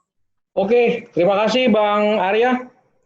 Pertanyaan ditujukan ke Mbak Ala ya, atau Ala deh, biar lebih kesannya milenial. Siap bro. Oke, Ala, ini terkait dengan quote yang tadi itu menarik, terkait opportunity. Nah, sebenarnya di Indonesia itu banyak opportunity yang seharusnya bisa diambil sama BUMN. Nah, tapi kita ketahui bersama, opportunity itu kadang terlewatkan dan bahkan diambil oleh sektor private. Karena ya kita ketahui bersama, proses untuk menetapkan suatu investasi di BUMN itu kan luar biasa panjangnya, luar biasa lamanya. Nah, menurut Ala, ini mungkin juga karena disebabkan bahwa investasi yang dikeluarkan oleh manajemen BUMN itu benar-benar investasi yang bisa mendatangkan revenue atau keuntungan yang jelas gitu. Karena ujung-ujungnya kalau memang itu investasinya merugikan, berarti kan uang negara itu ada potensi kehilangan uang negara, ujung-ujungnya bisa diperiksa gitu loh Ala. Nah, Ala ini kan dari dulunya sektor private Gojek, kemudian sekarang di Mandiri Capital ya Ala ya. Kira-kira bagaimana sih tipsnya atau mungkin sharingnya dari Ala untuk bisa mengkombinasikan agar investasi yang sebenarnya sudah ada di depan mata, opportunity-nya itu bisa diambil oleh BUMN. Itu aja Ala. Terima kasih. Terima kasih. Terima kasih Vaticano. Sekarang kita, nah ini dari jauh nih, dari Auckland, ada Agus Setiawan. Ini adalah milenial kita dari PLN. Silakan, Agus. Oke, makasih Bang Arya. Assalamualaikum warahmatullahi wabarakatuh. Selamat sore semuanya, waktu Indonesia. Perkenalkan saya Agus Setiawan dari PLN. Saat ini melanjutkan pendidikan master di University of Auckland. Sebenarnya pertanyaannya gampang aja. Untuk semua, in general untuk semua, gimana sih tips-tips atau kiat-kiat melahirkan jiwa kepemimpinan kepada para pegawai milenial gitu. Karena segmentasi Indonesia Muda Club kan kebanyakan untuk para milenial gitu. Nah, kebanyakan milenial ini pemikirannya out of the box itu, kayak Mbak Ala gitu. Ini Ala benar-benar idola ini di sini. Iya. Unik. Nah, itu gimana tips-tips atau kiat-kiat melahirkan jiwa kepemimpinan di para milenial gitu. Nah, terus yang kedua, program atau langkah strategis apa yang sudah diimplementasikan di perusahaan atau institusi yang saudara pimpin atau kelola sekarang. Terima kasih. Oke. Terima kasih Agus. Oke, kita langsung ke Vero. Silakan Vero, tadi ada beberapa pertanyaan yang bisa dijawab langsung. Silakan Vero. Waduh, langsung ke saya. Kirain ke Ala dulu. Ala nanti aja terakhir. Save the best for the last ya. Oke, yang pertama dulu mungkin. Pengambilan keputusan di era COVID ya. Jadi gini, di era COVID ini kita harus realistis. Dalam arti adalah nama industri nggak semuanya terimpact kan. Gue nyebutnya ada industri yang terbang, terpapar, dan tenggelam. Mau nggak mau kan kayak gitu ya kan. Terbang misalnya kayak industri yang farmasi, kesehatan, segala macam. Harusnya mereka doing well karena semuanya membutuhkan itu gitu. Nah, sebenarnya untuk industri yang terbang, pengambilan keputusan itu kita harus fokus pada make sure kita bisa memenuhi demand. Berarti kita bicara operasinya, kita bicara tentang efisiensinya, gimana make sure jangan sampai ada bottleneck pada saat pembuatan manufacturing ataupun pada saat pengiriman segala macam. Jadi menurut gua pengambilan keputusan untuk industri-industri yang terbang adalah ini tentang bagaimana kita mengidentifikasi demand-nya ada di mana, bagaimana kita memastikan bahwa operasi kita efisien, dan bagaimana supaya bahan baku bisa kita dapatkan. Karena dalam waktu-waktu seperti ini itu kan bahan baku itu kan kita compete dengan satu sama lain. Gitu. Itu yang untuk yang industri yang tipe pertama. Yang tipe kedua yang saya sebut dengan terpapar. Terpapar misalnya edukasi gitu. Contoh edukasi. Edukasi itu terpapar banget. Karena kenapa? Misalnya gue di kampus gue sekarang, dulu kalau misalnya kita mau dapetin mahasiswa, enak tuh kita tinggal datang ke sekolah-sekolah, presentasi biasanya dapat tuh berapa kayak gitu. Nah sekarang dengan ada COVID, touch point untuk ke mahasiswa itu susah banget, ya kan? Susah banget dalam arti adalah untuk memutuskan masuk kampus A atau kampus B itu kan bukan perkara cuma ngeliat iklannya menarik terus habis itu mereka sign up kan, karena kan pasti ada biaya registrasi ulang segala macam yang itu angkanya nggak kecil gitu. Jadi proses pengambilan keputusan tadi lama, jadi harus sempit gitu. Nah makanya untuk industri yang terpapar ini mau nggak mau adalah bagaimana kita beradaptasi dengan model-model baru. Contoh misalnya di kampus gua proses demand generation kita ya kita adakan webinar segala macam. Tapi webinarnya itu kita mencoba mengangkat kegalauan anak-anak SMA, SMK gitu. Habis lulus mau ngapain? Kerja atau kuliah? Bagaimana cara dapat duit selama kuliah segala macam. Nanti kalau belajar apa yang kira-kira sesuai dengan kebutuhan pasar dan seterusnya. Terus kita juga datengin orang-orang yang kompeten di bidangnya buat ngomongin itu. Jadi untuk industri yang kedua ya yang terpapar, ya mau nggak mau kita harus coba cara-cara baru karena touch point atau titik sentuh kita dengan pelanggan itu akan jauh berbeda. Kita nggak bisa lagi titik sentuh fisik, tapi kita harus titik sentuhnya digital. Tapi digital ini juga nggak bisa di oversimplify atau disederhanakan terlalu sederhana. Maksudnya apa? Nggak bisa kita ngomong digital cuma, oh berarti kita harus iklan digital ya? Oh berarti kita harus bikin Facebook Ads atau apa? Nggak cuma itu. Kita harus paham siapa audiens kita, mereka membutuhkan apa, dan mereka nongkrongnya di mana secara digital, disitulah kita datang. Gitu. Nah, baru untuk yang industri yang tipe yang ketiga yang gue sebut dengan terkapar, misalnya contoh airline jelas gitu kan, airline, terus kemudian hotel ya Mbak ya, pastikan juga itu terkapar sekali karena namanya hotel kan tergantung sekali sama orang datang dan ini nggak ada orang traveling gitu. Nah, untuk yang industri yang ketiga memang bahasanya adalah bahasa istilah kita di Microsoft adalah tight ship policy. Jadi kita harus mengencangkan ikat pinggang. Caranya gimana macam-macam. Tetapi yang jelas apapun keputusan diambil semua harus dikomunikasikan ke karyawan sehingga tidak ada yang namanya last minute decision sehingga orang pada shock semuanya. Jadi menurut gua di industri yang tipe ketiga itu kuncinya adalah komunikasi, ya kan? Keputusan apapun yang diambil harus untuk survival of the company kayak gitu. Tapi yang penting adalah komunikasi. Setiap ada decision harus terkomunikasikan sehingga orang tidak merasa in a limbo atau in a state atau in a situation di mana mereka nggak tahu apa yang terjadi dan mereka ngerasa nasib mereka diadu atau didadu aja, dikocok pakai dadu gitu. Jadi itu sih menurut gua. Dan tapi yang menarik adalah industri-industri yang tipe kedua yang tadi gue sebut yang terpapar tadi, ini menarik. Karena kenapa? Disinilah momen di mana the big guy and the small guy itu punya kekuatan yang sama. Maksudnya gini, kalau kita bicara kampus misalnya, kampus itu kan ada kampus mahal, ada kampus yang murah. Biasanya stigmanya adalah kampus mahal itu bagus, kampus murah kurang bagus gitu. Kenapa sih kita bayar kampus mahal? Karena kan kita bayar fasilitas gitu kan. Kita bayar gedungnya yang mewah, kita bayar AC dan segala macam.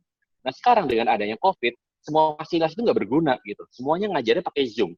Ketika ngajarnya pakai Zoom, yang namanya universitas kecil dengan UI itu sama aja gitu. Tinggal siapa yang ngajar, kontennya apa. Karena udah nggak lihat lagi fasilitas dan histori gitu. Dan inilah sebenarnya momen-momen. Jadi untuk yang industri yang terpapar sebenarnya nih kalian bisa ngelihat sebagai sebagai musibah atau kesempatan. Kesempatan kalau misalnya kalian bisa memanfaatkan model bisnis baru, musibah kalau kalian cuma mainnya adalah bertahan kayak gitu sih menurut gua. Itu yang pertama ya Bang ya, yang dari yang UI kali ya. Yang kedua tadi tentang apa Bang? Sorry Bang. Yang tadi kalau Vatikano sih ke Allah ya nanyanya. Oh, khusus gua nggak mau jawab. Itu tuh khusus Allah tuh berarti. Kalau Agus tadi gimana? Mirip ya, artinya ini di kalangan milenial kan ini kan semua milenialnya ini ya yang menonton juga semua ini. Jadi kira-kira hampir mirip juga dengan leadership dan sebagainya yang tantangan-tantangan yang dihadapi di ini ya di BUMN dan bagaimana supaya BUMN itu tapi memang mungkin Vero juga agak susah menjawabnya karena berhubungan dengan ini ya tadi tadi kalau itu si Vaticano yang susah jawab tadi karena di berhubungan sama BUMN. Tapi kalau tadi Agus sih dia mirip juga, hampir sama-sama dengan leadership kali ya. Mungkin aku jawab general aja kali ya in the leadership. Dan yang menarik Bang, ternyata dia kenal sama istriku Bang. Istriku kan juga di PLN juga.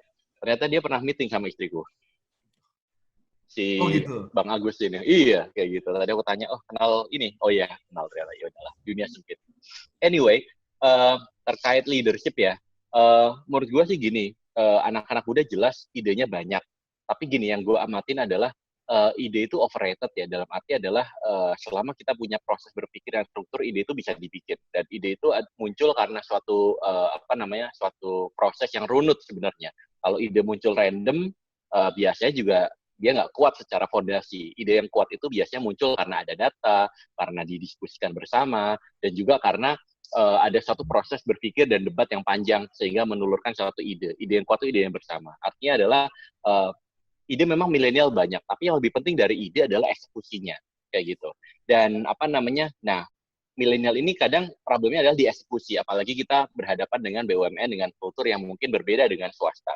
Kalau swasta kan kita bisa langsung tek-tek gitu, tapi BUMN kan ada constraint gitu kan. Tadi aja dibilang bahwa kita mau gimana-gimana, takutnya nanti ada KPK atau segala macam, kayak gitu. Dan makanya menurut gua kalau when it comes to leadership, harus ada ini sih Bang, harus ada suatu transfer of wisdom dari yang tua ke muda mau nggak mau. Jadi yang tua-tua ini atau yang senior-senior ini mau nggak mau harus nge-mentorin yang muda, tapi bukan cuma asal nge-mentorin, ayo kita makan, gue ajarin lu tentang ini, nggak kayak gitu. Tapi gue nyebutnya kontekstual mentoring, artinya apa?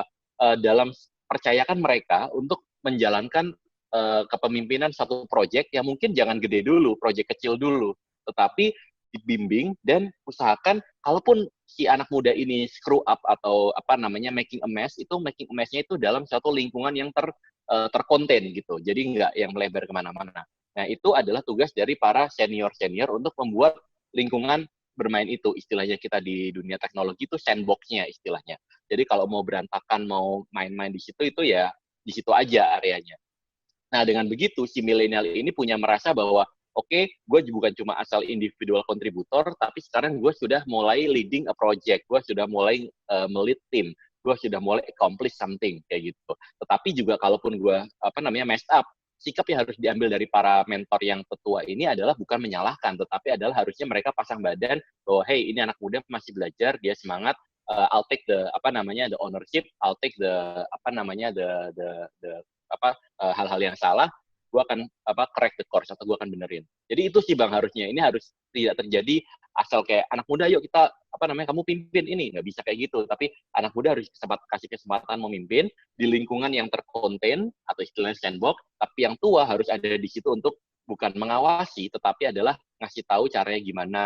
Kemudian biarkan mereka jalan. Ini kayak anak kecil lah Bang. Jadi harus dikasih kesempatan untuk jalan, kemudian naik sepeda, jatuh nggak apa-apa. Yang penting jatuhnya itu masih di aspal, bukan di jurang kayak gitu. Jadi itu sih Bang menurut saya.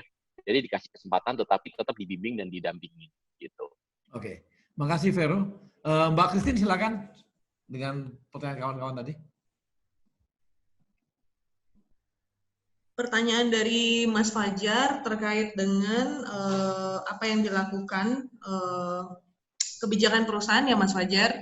Oke, baik Bang. Jadi gini, selalu ada hal positif dari apa yang terjadi dari pandemi ini. Jadi harusnya kita bisa banyak belajar. Saya selalu bilang bahwa sekarang itu di momen yang sangat baik untuk kita bisa menemukan satu proses yang efisiennya itu yang paling optimum gitu. Nanti pada saat pandeminya selesai, kita sudah bisa melaksanakan proses dengan bisnis proses yang sangat efisien ini, terus kita ada recovery, lalu kita growth, itu akan sangat baik nantinya dalam kita mengelola perusahaan di mana kita masing-masing sekarang. Jadi Yang pertama itu momentum yang sangat baik untuk meremapping kembali bisnis gitu ya Bang, untuk mengidentifikasi kembali kekuatan kita dan kelemahan kita di masing-masing wilayah gitu. Misalnya seperti sekarang saya di Hotel Indonesia Natur gitu. Jadi gimana dalam sales atau kita dalam memboosting revenue itu, tentunya kalau kemarin maksudnya ada hal yang kurang optimum, kita bisa lakukan optimalisasi di area di new normal ini. Jadi di new normal ini, di mana kita bisa melakukan program-program survival, inovasi-inovasi kita yang lebih ke survival mode gitu. Untuk nantinya supaya pada saat kita memasuki next normal itu kita sudah bisa masuk ke proses recovery dan juga mode yang growth gitu, yang tumbuh. Jadi kalau ngobrol Bang sama teman-teman gitu, banyak yang bilang bahwa COVID-19 itu sementara doang, nanti juga selesai gitu kan. Kan siklusnya gini, diidentifikasi nih korban terinfeksinya, lalu jumlahnya melonjak, lalu korban meninggal mencapai puncak, lalu turun kan, jumlahnya menurun, lalu krisisnya berakhir gitu. Terus kita semua cuman wait and see, nunggu perkembangan sambil lihat-lihat, nunggu normal aja. It's not gitu. Maksudnya kondisinya itu akan terus seperti ini dan kita jangan sampai terjebak dalam pikiran pola pikir a boiled frog gitu. Jadi nggak mau berubah. Padahal dari pandemi ini behavior yang paling dasar pun sudah berubah gitu. Jadi ini justru momen yang bagus untuk kita menyusun strategi ke depannya gitu. Jadi untuk di Hotel Indonesia Natur tentunya di kepemimpinan Pak Iswandi pada saat ini dan juga dua direktur lain dan saya yang baru bergabung, saya sangat apresiasi sekali terhadap teman-teman di Hotel Indonesia Natur yang setiap hari selalu melakukan survival innovation gitu. Jadi inovasi-inovasi survival, karena memang nggak ada tamu yang datang, nggak ada yang dine in gitu. Jadi revenue-nya dari mana, sedangkan aktivitas operasinya ada gitu. Jadi teman-teman tuh banyak sekali sudah melakukan survival innovation tadi. Contohnya seperti mereka bikin program-program work from hotel gitu. Jadi menawarkan harga yang lumayan murah untuk sebulan, paket promo gitu. Jadi mereka bisa terus gencar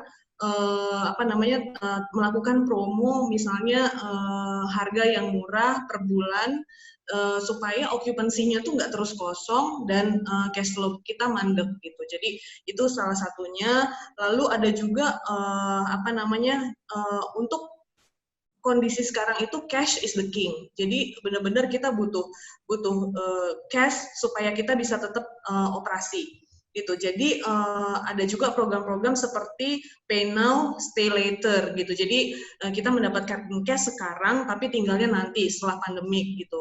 Lalu ada juga salah satu pendapatan terbesar dari perhotelan itu kan juga F&B. Jadi di F&B juga teman-teman itu melakukan survival innovation seperti kayak misalnya food delivery, order langsung ke rumah dengan kelas hotel, lalu juga frozen food, makanan-makanan yang ready to eat, karena pelanggan dine-in yang datang ke hotel tuh benar-benar merosot gitu. Lalu juga mungkin nantinya kita bisa kembangkan juga kayak on-demand cleaning service, jadi bisa datang ke rumah-rumah juga untuk melakukan karena hotel itu kompetensi housekeeping-nya itu sangat luar biasa gitu ya. Jadi kita bisa memberikan layanan inovatif, kebersihan prima, berkelas hotel ke rumah-rumah. Jadi dibutuhkan aksi dan agilitas gitu ya, agility untuk merubah model operasi dari model yang sudah tidak relevan ke model baru gitu. Jadi pandemi ini membuat kita setiap pemain di masing-masing industri itu untuk berinovasi dan mengambil aksi sekarang gitu. Jadi itu sebenarnya terkait dengan hal-hal terkait policy yang kita ambil itu pastinya itu adalah untuk efisiensi bisnis prosesnya dulu. Misalnya kalau identifikasi biaya operasional yang ada, misalnya biaya listrik kita kurangi, jasa makanan untuk menjaga cash flow dari hotel itu sendiri. Lalu kita juga melakukan identifikasi terhadap fasilitas-fasilitas yang harus dikurangi karena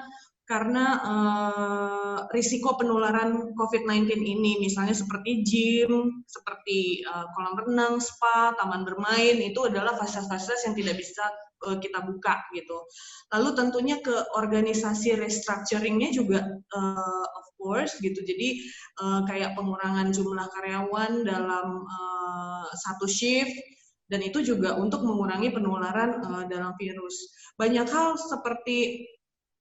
hal lagi yang sudah dilakukan sebenarnya, seperti menyediakan protokol kesehatan seperti face shield, masker untuk karyawan, semuanya itu kita lakukan.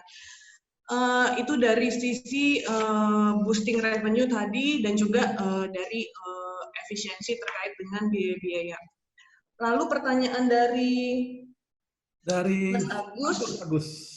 Mas Agus terkait leadership, gini Mas, pada dasarnya setiap manusia itu, menurut saya itu lahir sudah dengan bakat atau bawaan menjadi seorang leader gitu. Jadi karena pada saat dia berevolusi gitu ya, sekolah gitu kan, kerja, itu dia selalu leadership itu selalu dapat dikembangkan melalui pendidikan, pelatihan, di mana bakat yang dia punya atau bawaan yang dia punya itu dengan melakukan pelatihan pendidikan itu dapat makin teraktualisasi dengan baik gitu, sehingga nantinya menghasilkan kepemimpinan yang berkualitas. Saya setuju dengan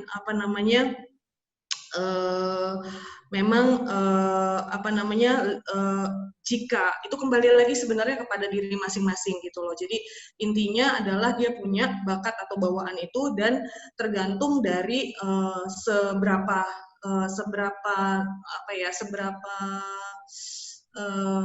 cepat dia belajar, seberapa apakah dia mau mengevaluasi diri, apakah dia orang yang antusias atau apa, itu semua tergantung dari masing-masing. Gitu sih Bang. Oke. Terima kasih. Terima kasih Mbak Christine. Nah, Tantra, dari kawan-kawan tadi bagaimana nih? Dua pertanyaan. Bagaimana Krakatau menghadapi corona gitu? Ini memang dampak COVID ini sudah membuat industri baja nasional itu sangat tertekan. Ada penurunan permintaan sampai 50%. Ini mengakibatkan beberapa lini produksi di industri baja domestik itu terancam untuk menutup produksinya karena utilisasinya sangat rendah. Nah, yang sangat challenging adalah posisi KS di mana. Nah, posisi KS ini sebagai penyedia produk baja hulu. Jadi menjadikan industri hilir dan industri pengguna di Indonesia ini sangat bergantung kepada operasionalnya KS. Dan industri itu saat ini adalah banyak terpukul akibat penurunan permintaan dan kesulitan cash flow. Tadi disampaikan Bu Christine, cash is the king. Nah, mereka ini sama sekali nggak punya cash. Nah, kami di KS sebagai BUMN strategis perlu melakukan sesuatu untuk memperbaiki ini dalam upaya pemulihan ekonomi nasional. Apa sih yang kami tawarkan? Kami menawarkan konsep gotong royong. Kami ingin melakukan relaksasi pembayaran kepada industri hilir dan pengguna untuk menggerakkan kembali roda perekonomian. Karena industri baja kembali itu mother of industry. Multiplier-nya sangat luar biasa. Nah, upaya-upaya ini yang kami lakukan dalam rangka memberikan stimulus kepada industri hilirnya, sehingga akibat ini tercipta sinergi yang saling menguatkan untuk pemulihan industri baja domestik dan ekonomi nasional. Selain itu juga kami saat ini memiliki Digital Transformation Office dan Nerve Center untuk mengatur hal-hal terkait cash flow day-to-day kami awasi. Saat ini digitalisasi di KS itu sebagai enabler. Sudah sangat cepat keputusan diambil karena kami sudah melakukan keterbukaan informasi. Itu yang pertama terkait COVID. Selanjutnya yang tadi terkait kepemimpinan. Jadi memang seorang pemimpin harus memiliki visi dan kemampuan mengajak orang lain. Bekerja sama menyampaikan visinya itu. Nah, saat ini memang KS memiliki pemimpin-pemimpin yang tepat untuk menjalani proses transformasi. Transformasi ini one a lifetime experience bagi kami, dan kami melakukannya bersama-sama. Pemimpin KS di saat ini melakukan beberapa perubahan fundamental di transformasi KS yang membuat kita tuh percaya kita bisa melewati ini semua. Yang pertama adalah mereka memberikan sense of crisis. Krisis itu dirasakan hampir semua layer. Nggak semua, tapi kekhawatiran yang dirasakan oleh direksi itu sudah sampai ke level pelaksana di lapangan. Ini yang membuat kami aware bahwa perusahaan itu sedang tidak baik-baik saja, dan diperlukan upaya bersama untuk melakukan perubahan dan perbaikan. Banyak pengorbanan, termasuk dari karyawan itu sendiri, dan kami sadar kami dalam mode survival. Sebelum COVID juga kami sadar kami modenya mode survival. Yang kedua adalah keterbukaan. Jadi ya memang keterbukaan itu kunci kita untuk survive, terutama di proses transformasi KS. Dengan keterbukaan itu semua orang itu mengawasi. Kami di dalam berusaha tidak ada lagi silo-silo. Dengan keterbukaan ini, KPI kami adalah menyelesaikan objektifnya korporat. Selanjutnya tadi digitalisasi adalah enabler. Pengambilan keputusan saat ini dituntut menjadi lebih cepat dan precise, karena real time dan terbuka. Manajemen juga saat ini terus berusaha mendekatkan diri dengan karyawan. Ada beberapa survei komprehensif untuk perbaikan organisasi ke depan. Itu yang dilakukan. Yang ketiga adalah eksekusi. Kami itu sekarang melakukan. Kami di KS ini udah nggak ada luxuries lagi untuk menunda. Kami dipaksa untuk segera melakukan, menyelesaikan dengan baik. Jika para milenial di BUMN lain itu diberikan kesempatan untuk bisa kuliah di luar negeri, kami diberikan kesempatan dan kepercayaan langsung untuk terjun untuk menangani suatu permasalahan dan menyelesaikannya. Dan yang terakhir adalah keinginan untuk berubah. If you want to breakthrough, then you need to break something. Mungkin itu, Bang. Terima kasih, Tandra. Kemudian, nah yang terakhir nih, ini idola milenial baru nih. Silakan, Al. Bang, tadi itu Fajar ini wujud generasi baru nih, Bang. Karena dia tuh udah nggak baca RUPL lagi, Bang. Dulu inget nggak ada itu tuh, buku RUPL itu, Bang. Tahu nggak, Bang? Yang rangkuman pengetahuan umum lengkap itu loh, Bang. Buku pengetahuan umum itu ya? Dulu generasi gue tuh bacanya buku RUPL, makanya nggak sepinter Fajar. Kalau Fajar sekarang udah nggak baca RUPL, nonton TED Talk gitu, jadi bahasanya bagus gitu kan. Beda banget gitu, kayaknya ada gap gitu generasi kita. Oke. Ini jujur aja ya, ini jawaban buat Fajar mungkin sebagai entrepreneur nih, jawaban lagi pakai topi entrepreneur ya di Binar Academy. Jadi waktu pas corona tuh kalau nggak salah kan tanggal 17 Maret itu kita udah ngumumin WFH. Terus karena di Binar nih kita emang udah biasa WFH sebenarnya, karena kita punya site di Jogja, kita punya di Batam, jadi kita udah biasa lah kalau meeting tuh di hangout, di segala macam ya. Terus gue tuh lagi pagi-pagi gitu di rumah, lagi tidur-tiduran di sofa gitu. Terus teman-teman gue, jadi kita tuh ada grup namanya Go Mafia grupnya gitu. Go Mafia tuh jadi ex Gojek yang udah jadi entrepreneur gitu. Terus teman-teman di situ semuanya udah kayak, udah pada bikin bisnis continuity plan belum gitu. Terus gue dalam hati kayak, kok gue nggak ngapa-ngapain gitu kan. Barulah di situ gue langsung kayak, oke nih gue harus melakukan sesuatu gitu. Kenapa gue nggak begitu panik? Mungkin karena industrinya Binar itu yang salah satu yang dapat berkah sebenarnya karena COVID ini gitu. Karena kan memang waktu dulu tuh kita 3 tahun memang sekolahnya tuh via offline, tapi perlahan-lahan kita memang sudah mendigitalisasi dan pertemuan tatap mukanya juga sekarang udah online gitu. Jadi kita salah satu yang tidak begitu terdampak, walaupun waktu awal-awal ada beberapa bisnis lain kita yang memang sedikit terdampak, tapi kuncinya adalah waktu itu kita benar-benar langsung adapt gitu, langsung benar-benar agile gitu, dan yang paling penting adalah di saat kita mencoba sesuatu yang baru, memang kita nggak akan tahu nih hasilnya akan bagus atau enggak gitu. Dan awal-awal kita nyobain bisnisnya di shift, itu awal-awal memang masih sedikit yang datang segala macam. Tapi yang paling penting sebenarnya dari yang namanya agility itu adalah agility itu bukan berarti kayak kita bikin apa-apa tuh lebih cepat gitu. Kalau orang IT tuh kalau kadang-kadang suka di ini selalu kan udah pakai agile harusnya bikin app-nya lebih cepat gitu. Nah, itu pemahaman yang salah tentang agile. Tapi agile itu sebenarnya kita itu sangat menghargai proses dan iterasinya tuh sangat cepat. Jadi di saat kita nge-launch sesuatu terus masih belum berhasil, kita gathering feedback segera, dan kita improve terus-terusan. Nah, that's the essence of agility sebenarnya.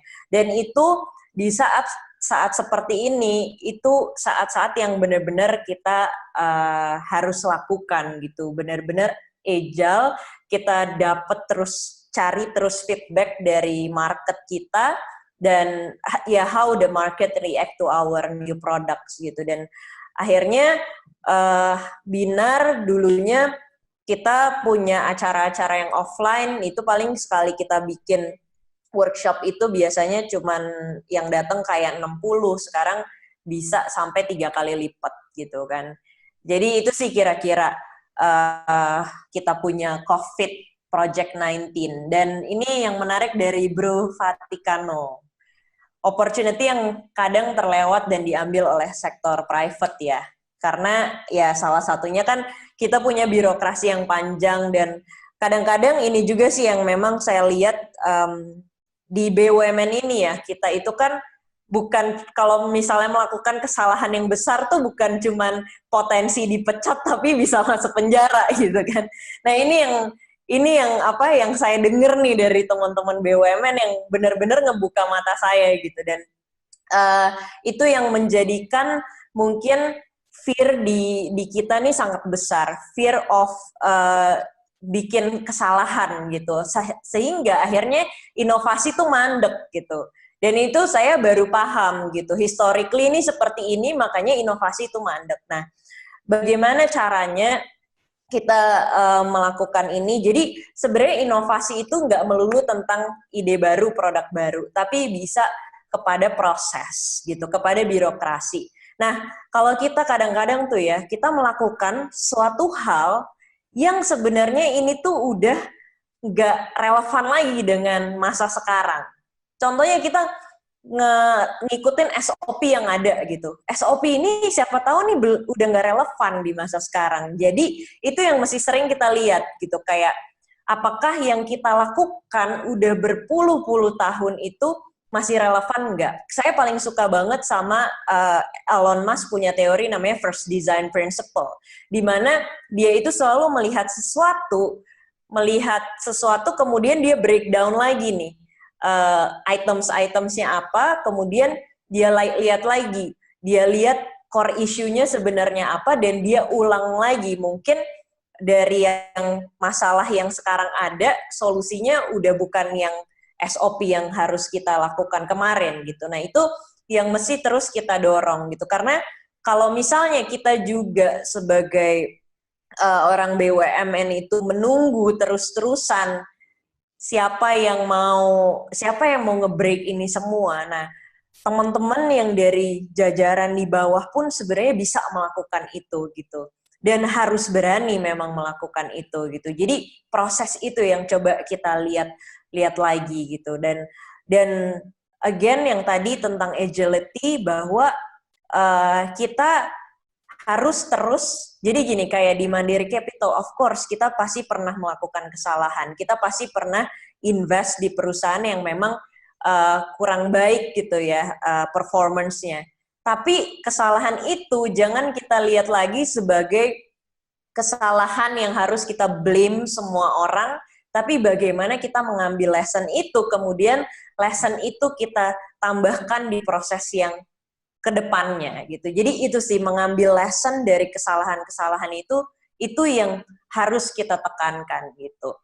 Nah, kemudian Mas Agus sedikit aja ya, kalau mungkin aku ini kan salah satu mentinya Mas Nadiem Makarim gitu ya. Jadi apa yang aku lihat dari seorang Nadiem waktu membentuk aku menjadi seorang leader, itu adalah yang pertama, dia itu kayak dia itu meng-unlock potensiku gitu. Jadi bagaimana dia itu pinter banget ngelihat ini orang nih potensinya ada di mana, dia coba unlock dan dia ngasih trust yang besar banget. Jadi Nadiem itu yang paling aku idolakan, dia itu paling bisa naruh orang yang tepat di tempat yang tepat dan di waktu yang tepat. Jadi bukan dia nggak selalu ngambil orang yang terbaik, tapi dia tahu tempatnya dan waktunya yang tepat gitu. Nah dengan kayak gitu dia bisa mengunlock potensi orang itu dan dia ngasih trust yang besar untuk kita bisa melakukan itu gitu.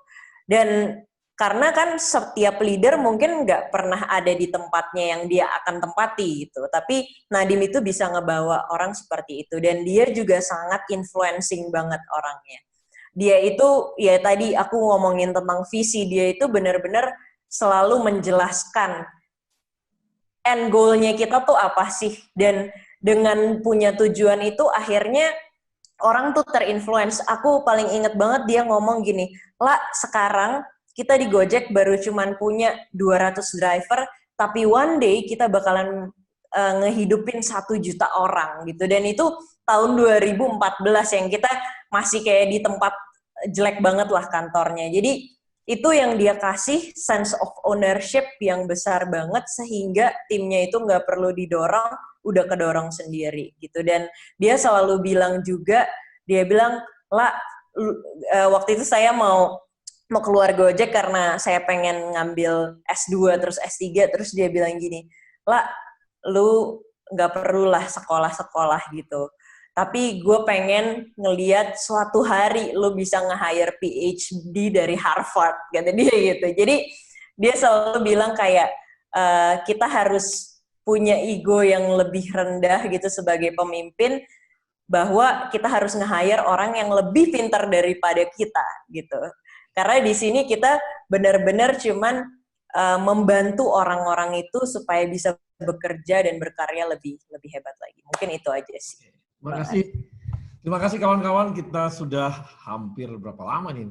Nggak kerasa waktu kita sudah panjang dan kita sudah banyak bahas. Semoga apa yang disampaikan oleh teman-teman tadi dari keempat narasumber kita bisa menjadi semangat dan spirit kawan-kawan milenial dan profesional muda BUMN. Dan sekali lagi terima kasih kepada Mbak Christine.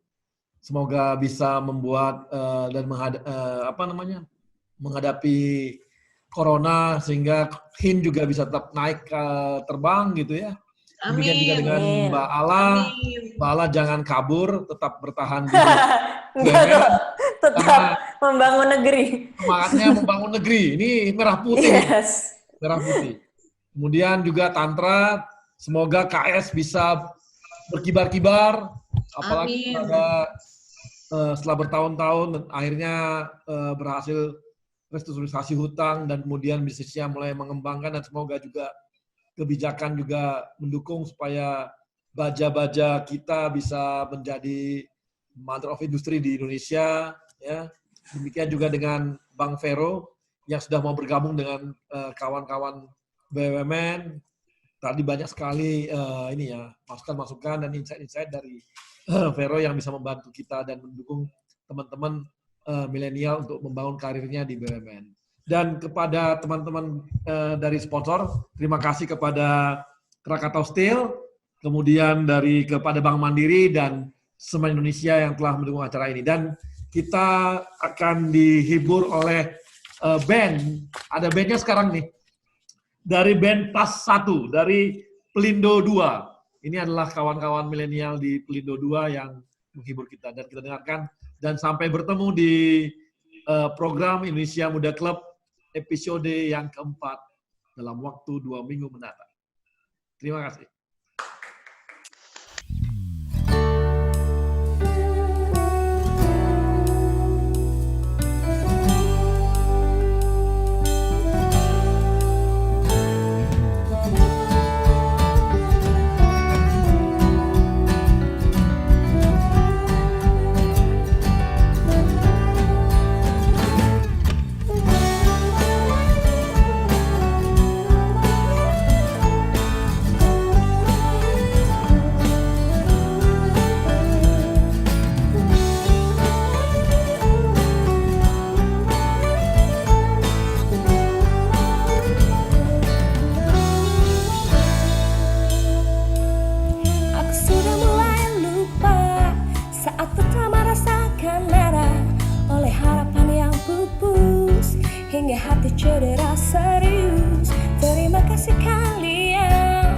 barisan para mantan dan semua yang pergi tanpa sempat aku miliki.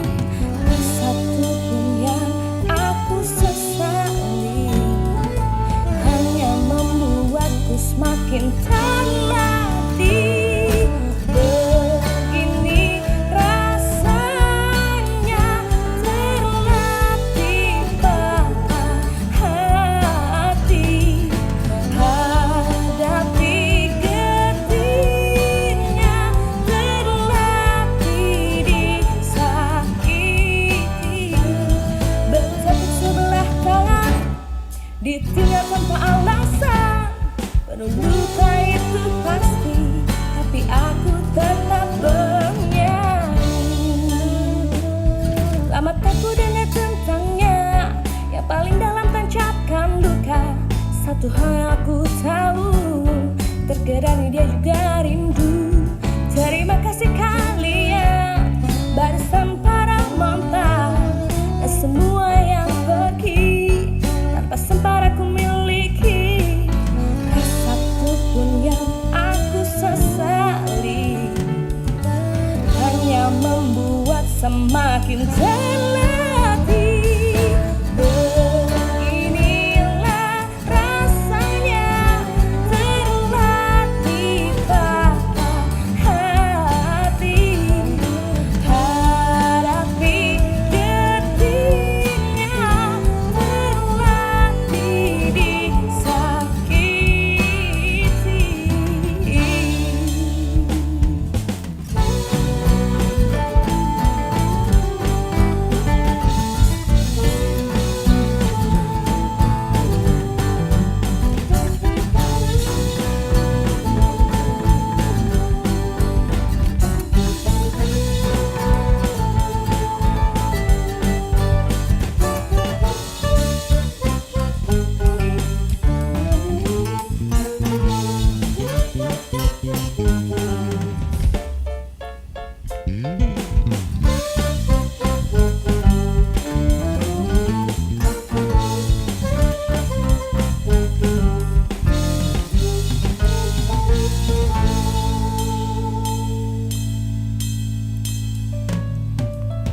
Satu pun yang aku sesali hanya membuat semakin terlatih.